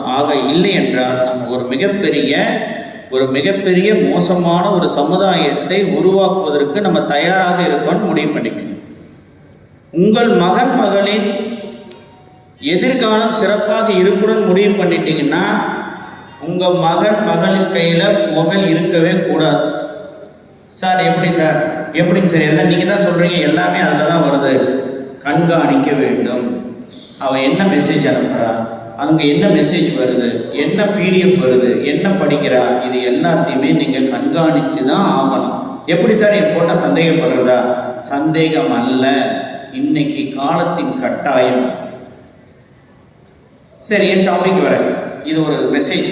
தன்னம்பிக்கையை எப்படி சார் டெவலப் பண்ணுறது? ஒரு மனிதன் ஒரு வாழ்வில் சிறந்து ஒரு நம்மளுடைய அச்சீவ்மெண்ட்டை அடையணும்னு முடிவு பண்ணிட்டீங்கன்னா உங்களுடைய பயணம், அதை நோக்கி பயணம் செய்யணும்னு முடிவு பண்ணிட்டீங்கன்னா முதல் ஸ்டெப்பு நம்பிக்கை தான். அந்த நம்பிக்கையை அருகில் இருக்கிறவரோ அல்லது எதிர்த்தாப்பில் இருக்கிறவங்களோ மற்றவங்களோ உங்களுக்கு யாருமே சொல்ல மாட்டாங்க. முதல்ல நீங்கள் தான் நம்பிக்கையை வளர்த்திக்கணும். அதுக்கு பேர் தான் தன்னம்பிக்கை. உங்கள் நம்பிக்கை, நீங்கள் முதல்ல நம்பிக்கையை உங்கள் மேலே வைங்க. நம்பிக்கையை உங்கள் மேலே வச்சாதான் நீங்கள் அடுத்த கட்டத்தை நோக்கி, அடுத்த படியை நோக்கி செல்ல முடியும், அடுத்த படியை வைக்க முடியும். அப்துல் கலாம் என்ன பண்ணார்? அவர் ராமநாதபுரத்தில் பேப்பர் வீட்டுக்கு வீடாக பேப்பர் போட்டுட்டு இருந்தார். கரெக்டாக இல்லைங்களா? அவர் தன் மீது நம்பிக்கை வைக்கலைன்னா அவர் இன்னைக்கு ஒரு பேப்பர் ஏஜெண்டாக இருந்திருப்பார், இல்லை தினமலர் பேப்பருக்கு இல்லை தினத்தந்தி பேப்பருக்கு பேப்பர் ஏஜெண்டாக இருந்திருப்பார். ஆனால் அவர் தன் மீது நம்பிக்கை வைத்து எம்ஐடியில் போய் ஏரோநாட்டிக்ஸ் படிக்கிறார். என்ன ஆனாலும் சரி, கஷ்டப்பட்டாது படிப்போன்னு சொல்லி தன் மீது நம்பிக்கை வைத்ததுனால தான் இன்னைக்கு அவருக்கு மிகச்சிறந்த இடத்தை நம்ம இதயத்தில் கொடுத்துருக்கோம். ஸோ இது மாதிரியான தன் மகள்களை நீங்கள் ஒரு அப்துல் கலாமை உருவாக்குனாலும் சரி, ஒரு சிஇஓக்கு சுந்தர் பிச்சையாக உருவாக்குனாலும் சரி, யாராக உருவாக்க வேண்டும் என்று நீங்கள் முடிவு எடுத்தாலும் முதல்ல உங்கள் மேலே நீங்கள் நம்பிக்கை வைங்க. பெற்றோர்கள் தம் மேலே நம்பிக்கை வைக்கணும். எப்படி? என் மகளை நான் நல்லா படிக்க வைப்பேன், அதுக்காக நிறைய உழைப்பேன், கஷ்டப்படுவேன், அதுக்குண்டான நல்ல நடவடிக்கைகளை எடுப்பேன்னு முதல்ல நீங்கள் நம்பிக்கை வைங்க. அதுக்கப்புறம் தான் உங்களுடைய நம்பிக்கை உங்களுடைய மகளுக்கு போகும். உங்கள் பெற்றோர்கள் எல்லாத்துக்குமே ஒரே நிமிஷத்தில் முடிச்சிடறேன். பெற்றோர் அனைவருக்கும் நான் தாழ்மையுடன் கொள்ளக்கூடிய ஒரே ஒரு விஷயம், முதல்ல உங்கள் மகனாகட்டும் மகளாகட்டும் என்ன பண்ணுறாங்கங்கிறத டெய்லியும் தயவு செய்து வாட்ச் பண்ணணும். இன்றைக்கி என்னுடைய கல்லூரி ஆகட்டும், எந்த கல்லூரிக்கு நாங்கள் ஏதோ கல்லூரிக்கு டியூட்டிக்கு போகிறோம், அங்கே போனால் அந்த பாத்ரூமில் பார்த்தீங்கன்னா இந்த கூலிப்புன்னு சொல்லிட்டு சின்னதாக ஒரு ஃபில்டரு ஹான்ஸு அதை யூஸ் பண்ணுறானுங்க மாணவர்கள். ரொம்ப மனசுக்கு சங்கடமாக இருக்குது. அது ஒரு மிகப்பெரிய மோசமான சமுதாயத்தை உருவாக்கிட்டு தான் இருக்குது. இதுக்கு அரசாங்கமும் எவ்வளவோ போராடுறாங்க, எவ்வளவோ தடுக்கப்படுகிறது, எவ்வளவோ அவேர்னஸ் கொடுக்கப்படுகிறது. இருந்தாலும் இதை மாணவன் செய்கிறான், பையன் செய்கிறான். இதை விட அதிகமாக பொண்ணுங்க ஒரு ஸ்டெப் அதிகமாகவே இருக்காங்க. எங்கள் வீட்டு பக்கத்தில் ஒரு மிகப்பெரிய ஒரு ஹோட்டல் இருக்குது. ஹோட்டலில் நான் பார்சல் வாங்குறதுக்காக போகிறேன். ஒரே சிகரெட் ஸ்மெல்லு. என்னடா எனக்கு சிகரெட் ஸ்மெல்லாம் கண் எரியும், மூக்கெல்லாம் எரியும். வெளியில் போய் பார்க்குறேன், ஒரு பொண்ணு சிகரெட் அடிச்சிட்டு சும்மா ஜம்ம கல்லூரி மாணவி, 3rd இயர் மாணவி அவங்க.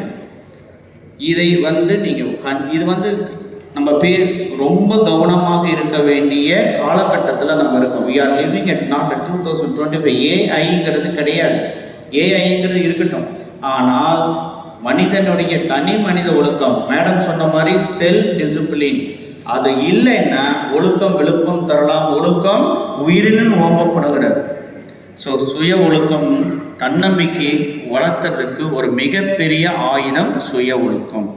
இந்த சுய ஒழுக்கம் இருந்தால் தன்னம்பிக்கை தானாகவே வளரும். ஸோ இந்த வாய்ப்பினை அமைத்து கொடுத்த சான்றோர்கள், பெரியவர்கள் அனைவருக்கும் நன்றியை தெரிவித்துக் கொள்கிறேன். நன்றி, வணக்கம். காலத்தினுடைய அருமை கருதி தன்னம்பிக்கை பேச்சாளர்கள் அவர்களுக்கு கூடுதல் நேரம் ஒதுக்க முடியாது என்று எங்களுடைய வருத்தத்தை தெரிவித்துக் கொள்கிறோம். நிறைவாக பரிசளிப்பு நிகழ்ச்சி, நீங்கள் எல்லாம் ஆவலுடன் எதிர்பார்த்து கொண்டிருக்கின்ற பரிசளிப்பு நிகழ்ச்சி நடைபெறுகிறது.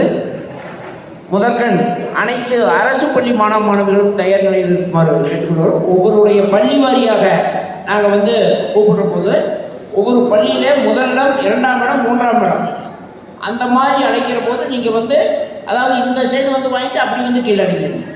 மதிப்புக்குரிய திரு வினியசேகர் ஐயா அவர்கள் இந்த நிகழ்ச்சியை இவ்வளவு சிறப்பாக நடத்துவதற்கு ஆண்டுதோறும் அவருடைய பொருட்செலவில் இந்த மெடல், ஷீல்டு இதெல்லாம் வாங்கி உங்களுக்கெல்லாம் வழங்கி வருகிறார்கள். ஐயா அவர்கள் சிறப்புரையாற்றுமாறு அன்புடன் கேட்டுக்கொள்கிறேன். தம்பி, வாழிய செந்தமிழ், வாழ்க நற்றமிழர், வாழிய பாரதம் அணித்திருநாடு. நான் மிகச்சரியா 5 நிமிஷம் தான், 5 நிமிஷம் 2 செய்தியை சொல்லி நான் முடிக்க போகிறேன். 1 நிமிஷம் இந்த நிகழ்ச்சி காரணமானதோடைய பெயர்லாம் சொல்லணும். அடுத்த 1 நிமிஷம் உங்களுக்கு சில செய்திகளை மட்டும் சொல்லி விடைபெற இருக்கிறேன். சென்னிமலை கொங்கு வேளாளர் அறக்கட்டளை கொங்கு மகால் இணைந்து சென்னிமலை விடியல் பொதுநல இயக்கத்தின் சார்பிலே 10 மற்றும் 12ஆம் வகுப்பு மாணவர்களிலே முதல் சாதனை படைத்த மாணவர்களுக்கு உயர்கல்வி வழிகாட்டி கருத்தரங்கம், பாராட்டு விழா, சான்றிதழ் வழங்கும் நிகழ்ச்சி தலைமையேற்றிருக்கிறார் மரியாதைக்குரிய இந்த மண்டபத்துடைய தலைவர். நமக்கெல்லாம் உண்டி கொடுத்தார், உயிர் கொடுத்தார் என்பதைப் போல இடத்தையும் உணவையும் கொடுத்து பெருமை சேர்த்திருக்கிற கொங்கு வேளாளர் அறக்கட்டளையுடைய தலைவர் பெரியவர் ஐயா துரைசாமி அவர்களே, அவர்களுக்கு துணையாக நின்று கொண்டிருக்கிற அண்ணன் கந்தசாமி அவர்களே, நல்ல கருத்துறையில் வரை அமர்ந்திருக்கிற பெருந்துறை பள்ளியுடைய தாளாளர், கொங்கு பள்ளியுடைய தாளாளர் அருமை மாமா TN சென்னியப்பன் அவர்களே, அருமைக்குரிய இந்த நிகழ்ச்சியை கலந்து கொண்டு பெருமை சேர்த்திருக்கிற மண்டபத்துடைய பொருளாளர், இசைத்தறியாளர் சங்கத்துடைய தலைவர் அருமையன் மூர்த்தி அவர்களே, அனைத்து வணிகர் சங்கத்துடைய தலைவர் பலருக்குரிய பாசமிக்க அண்ணன் ரமேஷ் அவர்களே, உரையாற்றிவிட்டு சென்றிருக்கிற ரத்னசாமி அவர்களே, இங்கே சிறப்பான உரையாற்றி அமர்ந்திருக்கிற அருமைக்குரிய நல்லாசிரியர் ஐயா திருவள்ளுவர் அவர்களே, பல்லவி பரமசிவம் அவர்களே, இந்த நிகழ்ச்சியிலே கலந்து கொண்டு பெருமை சேர்த்திருக்கிற நமக்கெல்லாம் நல்ல அறிவுரைகளை வளர்ந்து வந்திருக்க அருமைக்குரிய சகோதரி ஜெய் விகாஸ் பள்ளியுடைய தாளாளர் அருமை சகோதரி நந்தினி அவர்களே, நல்ல அற்புதமான அறிவுரை. நான் உங்களைப் போல 30 ஆண்டுக்கு முன்பு ஒரு மாணவனாக இருந்தபோது கேட்க வேண்டிய அறிவுரைகளை காலம் கடந்து நான் கேட்டுக்கொண்டிருந்தேன். ஒவ்வொருத்தருடைய பேச்சிலும் எத்தனை செய்திகள், எத்தனை தகவல்கள். இந்த தகவலெல்லாம் நாங்கள் 10, 12 படிக்கும்போது கிடைத்திருந்தால் நாங்களும் உயர்ந்துக்கு சென்றிருக்கலாம் என்ற ஏக்கத்தோடு உங்களைப் போல காத்திருந்தேன். அத்தனை அருமையான செய்திகளை தந்திருக்கிறார்கள். மனதிலே தாங்கிக் கொள்ளுங்கள், இறப்பிடித்துக் கொள்ளுங்கள். அப்படி நல்ல உரைதாற்றி அமர்ந்திருக்கிற மரியாதைக்குரிய டாக்டர் திருநாவுக்கரசு அவர்களே, பாபு வணங்காமணி அவர்களே, டாக்டர் ஈஸ்வரமூர்த்தி அவர்களே, டாக்டர் செந்தில்குமார் அவர்களே, டாக்டர் சபாபதி அவர்களே, டாக்டர் கோபாலகிருஷ்ணன் அவர்களே, டாக்டர் கார்த்திகேயன் அவர்களே, சிரிக்க சிந்திக்க பேசி நம்ம எல்லாம் மகிழ்ச்சியை ஆழ்த்தி சென்றிருக்கிற கணபதிராம் அவர்களே, சுருக்கமாக உரையாற்றி சென்றிருக்கிற செல்வம் அவர்களே, இந்த நிகழ்விலே என்னோடு கலந்திருக்கிற அருமைக்குரிய அண்ணன் ஐயப்பன் அவர்களே, தம்பி சரவணன் அவர்களே, தம்பி மேத்தா அவர்களே, தம்பி சின்னதுரை அவர்களே, தம்பி தயாளன் அவர்களே, அண்ணன் தர்மராஜ் அவர்களே, மணி அவர்களே, இந்த நிகழ்ச்சிக்கு துணை நின்று கொண்டிருக்கிற அருமைக்குரிய நண்பர்கள் அண்ணன் மாதேஷ் அவர்களே, கண்ணன் அவர்களே, அருமைக்குரிய ஆசிரியர் சந்திரசேகர் அவர்களே, அருமைக்குரிய மாணிக்கம் அவர்களே, அண்ணன் தண்டபாணி அவர்களே, இந்த நிகழ்ச்சியிலே அருமைக்குரிய நண்பர் செல்வம் அவர்களே, எல்லாவற்றுக்கும் புகழை சொன்னார்கள், பெருமையை சொன்னார்கள். என்னை நிறைய பாராட்டியெல்லாம் சொன்னார்கள்.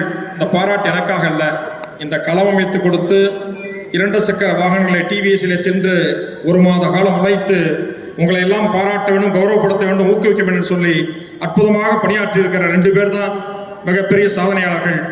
ஒன்று ஐயா நல்லசிவம், மற்றொன்று வாசு தேவன் அவர்கள். 2 பேருக்கு எல்லோரும் சேர்ந்து கைதட்ட வேண்டும்.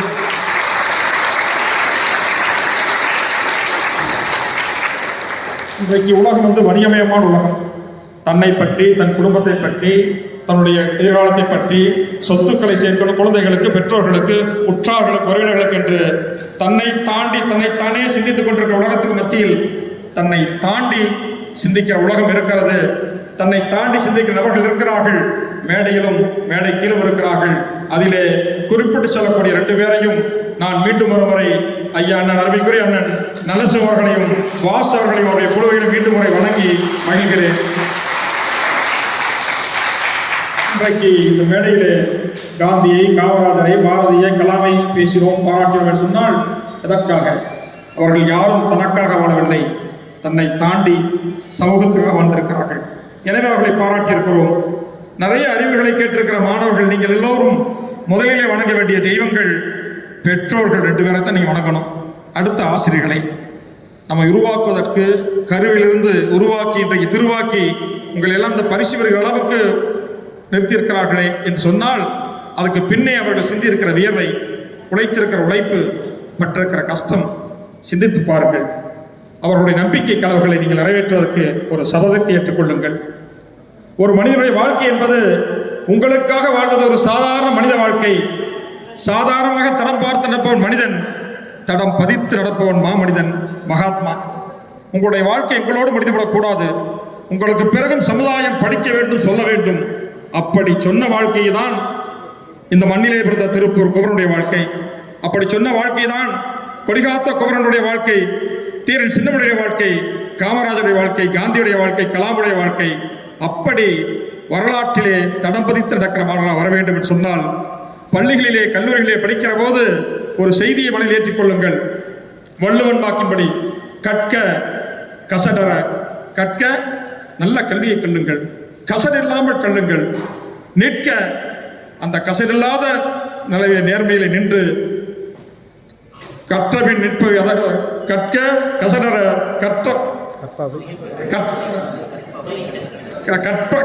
கற்றவை கற்றவன் அதற்கு தக என்பதை போல நல்ல உயர்ந்த வாழ்க்கை வள்ளுவன் வழியிலே நீங்கள் எல்லாம் உயர்ந்த வாழ்க்கை வாழ வேண்டும் என்கின்ற வேண்டுகோளை விடுத்து, பள்ளியிலே நீங்கள் படிக்கிற போது வெறும் ஏட்டுப்படிப்பை மட்டும் முழுமையான உங்கள் கல்வியை தந்துவிடாது. ஏட்டுப்படிப்பை தாண்டி எக்ஸ்ட்ரா கரிக்குலர் ஆக்டிவிட்டிஸ் என்று சொல்லுகிற நல்ல செய்திகளை நீங்கள் கற்றுக்கொள்ளுங்கள். விளையாட்டு, கவிதை, கட்டுரை, பேச்சு, இலக்கியம், NSS, NCC, கலை போட்டிகள், இலக்கிய போட்டிகள், எந்த வாய்ப்பு கிடைக்கிறதோ அந்த வாய்ப்புக்கெல்லாம் பயன்படுத்திக் கொள்ளுங்கள். ஒரு மனிதனுக்கு பர்சனாலிட்டியை கொடுப்பதற்கு, தனித்தன்மையை, தனித்துவத்தை உருவாக்குவதற்கு அந்த கல்வி உதவ வேண்டும். எனவே பள்ளிப்பொறுப்போடு சேர்ந்து இந்த எக்ஸ்ட்ரா கரிக்குலர் ஆக்டிவிட்டிஸ் என்கிற விளையாட்டு, கலை, இலக்கியம், NSS, NCC, விளையாட்டு, கவிதை போன்ற அனைத்தையும் கற்றுக்கொண்டால் உங்களுக்கு முழுமையான மனித வாழ்க்கை அர்ப்பணித்தன்கின்ற செய்தியை சொல்லி நிறைவாக ஒரே ஒரு செய்தி, நான் எல்லா மாணவர்கள் கூட்டங்களிலும் பேசுகிற போது சொல்லுகிற செய்தி, நீங்கள் பள்ளிகளிலே, கல்லூரியிலே படிக்கிறீர்கள். பள்ளிக்கு, கல்லூரியிலே நீங்கள் இருக்கிற போது ஒரு வகுப்பறையிலே நீங்கள் வகுப்பறையில் இல்லை என்று சொன்னால், யாரும் இல்லை என்று சொன்னால், அந்த வகுப்பறையிலே மின்சார விளக்கு எரிந்து கொண்டிருந்தால் அதை அணைக்க வேண்டும் என்கிற உணர்வு வர வேண்டும். மின்சார விசிறி ஓடிக்கொண்டிருந்தால் அந்த மின்சார விசிறி அணைக்க வேண்டும் உணர்வு வர வேண்டும். நீங்கள் சாலையிலே போய் கொண்டிருக்கிறீர்கள். போகிற போது ஒரு குடிநீர் பைப்பிலே, மாநகராட்சி பைப்பிலே தண்ணீர் விழுந்தால், கொட்டி கொண்டிருந்தால் உடனே அந்த தண்ணீரை நிறுத்த வேண்டும் என்கின்ற சமூக பொறுப்பு நடத்த வர வேண்டும். பஸ் நிலையத்திலே போகிறீர்கள், பள்ளிக்கு, கல்லூரிக்கு போகிறீர்கள். வயதான முதியவர் ரோடை கிராஸ் செய்வதற்கு கஷ்டப்பட்டு கொண்டிருந்தால் அதை பார்த்தவுடன் உங்களுக்கு அவருக்கு உதவ வேண்டும் என்கின்ற உணர்வு, மனிதமான உணர்வு வர வேண்டும். ஒரு கண் தெரியாதவர் தடுமாறி கொண்டிருக்கிறார் சொன்னால் அதை பார்த்த உடனே அவரை கைப்பிடித்துக் கொள்கிற மனப்பக்குவம் வர வேண்டும். அதை போல ஒரு விபத்து நடக்கிறது என்று சொன்னால் அந்த விபத்து பார்த்துவிட்டு வேடிக்கை பார்ப்பது மனிதமல்ல.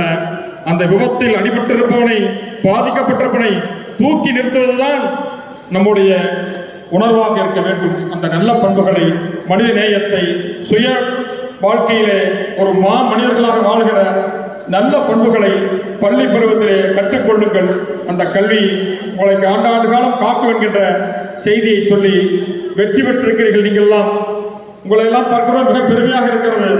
நாங்கள்லாம் 80 மாணவர்கள், 86 +2 முடித்த மாணவர்கள். எங்களுக்கெல்லாம் இப்படி அறிவுரை சொல்வதற்கு, ஊக்கம் கொடுப்பதற்கு, புதிய சிந்தனையை தூண்டுவதற்கு இதை போன்ற மேடையில் இருக்கிற பெரியவர்கள் இல்லை. ஊக்குவிப்பதற்கு நலசிவம் சாரை போன்ற நல்லாசிரியர் நம்மிடத்தில் இல்லை, திருவள்ளுவரை போன்ற நல்லாசிரியர் நம்மிடத்தில் இல்லை. ஆனால் அந்த காலத்தில் நான் +2 படிக்கிற போது 60% மார்க் வாங்கினதுக்கு, அப்பா நீ 2nd கிளாஸில் பாஸ் பண்ணிட்டப்பா என்று சொல்லி நம்ம எல்லாம் பாராட்டினார்கள். அப்படிப்பட்ட சூழ்நிலை இருந்தது. இன்றைக்கு மாறி இருக்கிறது.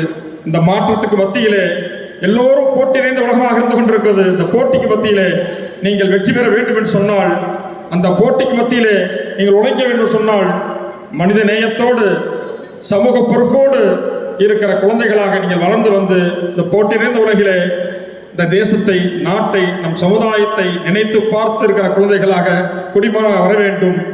எனவே மீண்டும் ஒரு முறை ஒரே ஒரு செய்திதான், தடம் பார்த்து நடப்பவன் மனிதன், தடம் பதித்து நடப்பவன் மாமனிதன். நீங்கள் சாதாரண மனிதனாக பிறந்து மண்ணோடு மண் வைக்கப் போகிறீர்களா? தடம் பதித்து நடக்கப் போகிறீர்களா?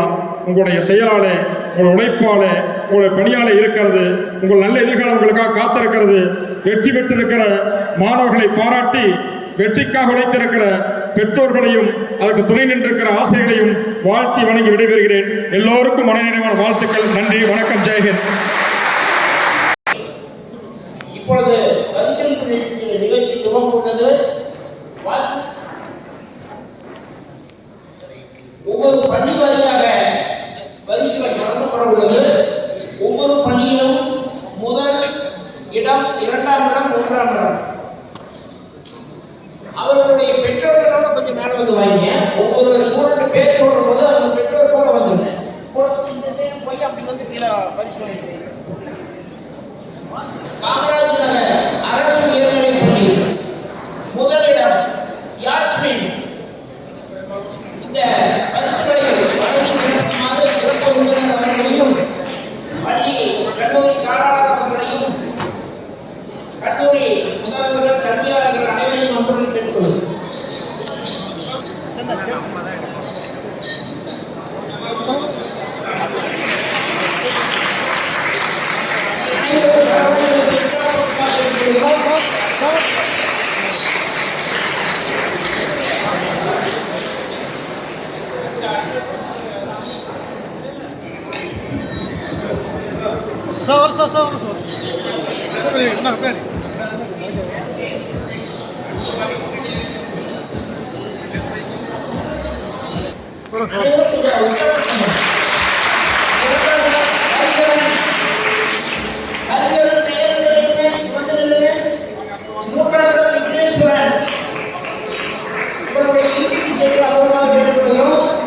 அடுத்து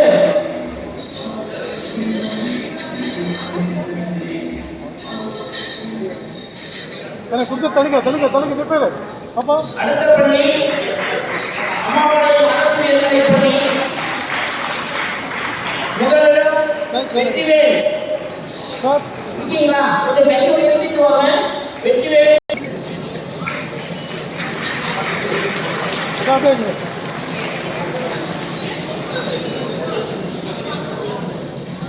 கொஞ்சம் கவனிங்க. பரிசு வாங்கினவங்க பெற்றோரோட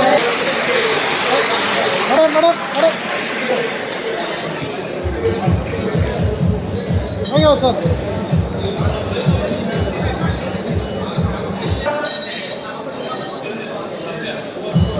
இரண்டாம் இடம் அகல்யா.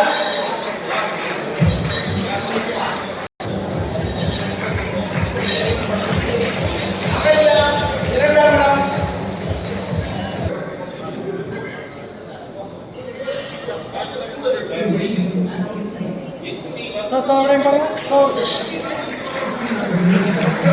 அங்கப்பாளையம் அரசு உயர்நிலைப் பள்ளி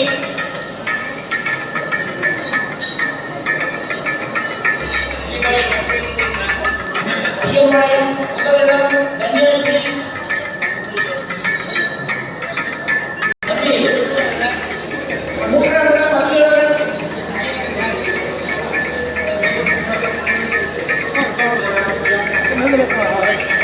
சமுந்தர் மகளிர் உயர்நிலைப் பள்ளியைச் சேர்ந்த மாணவிகள் தயார் நிலையில் இருக்கவும். குமரப்பா செங்குந்தர் மகளிர் உயர்நிலைப் பள்ளி மாணவிகள் மேடைக்கு வருவார்கள். இரண்டாம் இடம் ஜி பூரியா.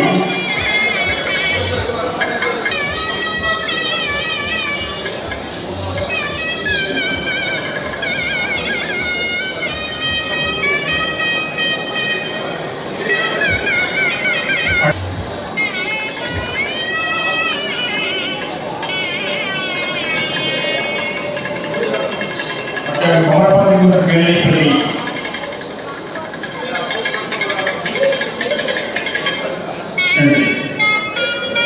குமரப்பா செங்குந்தர் மேல்நிலைப் பள்ளி மாணவர்கள்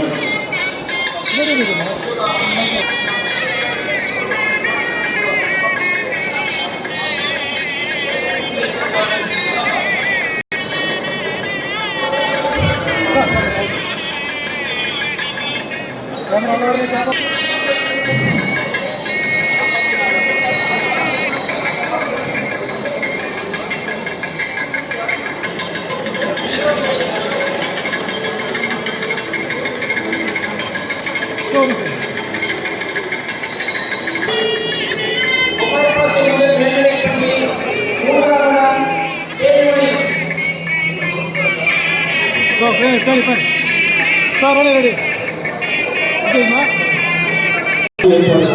ஏற்பாடு செய்யப்பட்டுள்ளது. அனைவரும் உணவகம் செல்லுமாறு அன்போடு கேட்கிறேன்.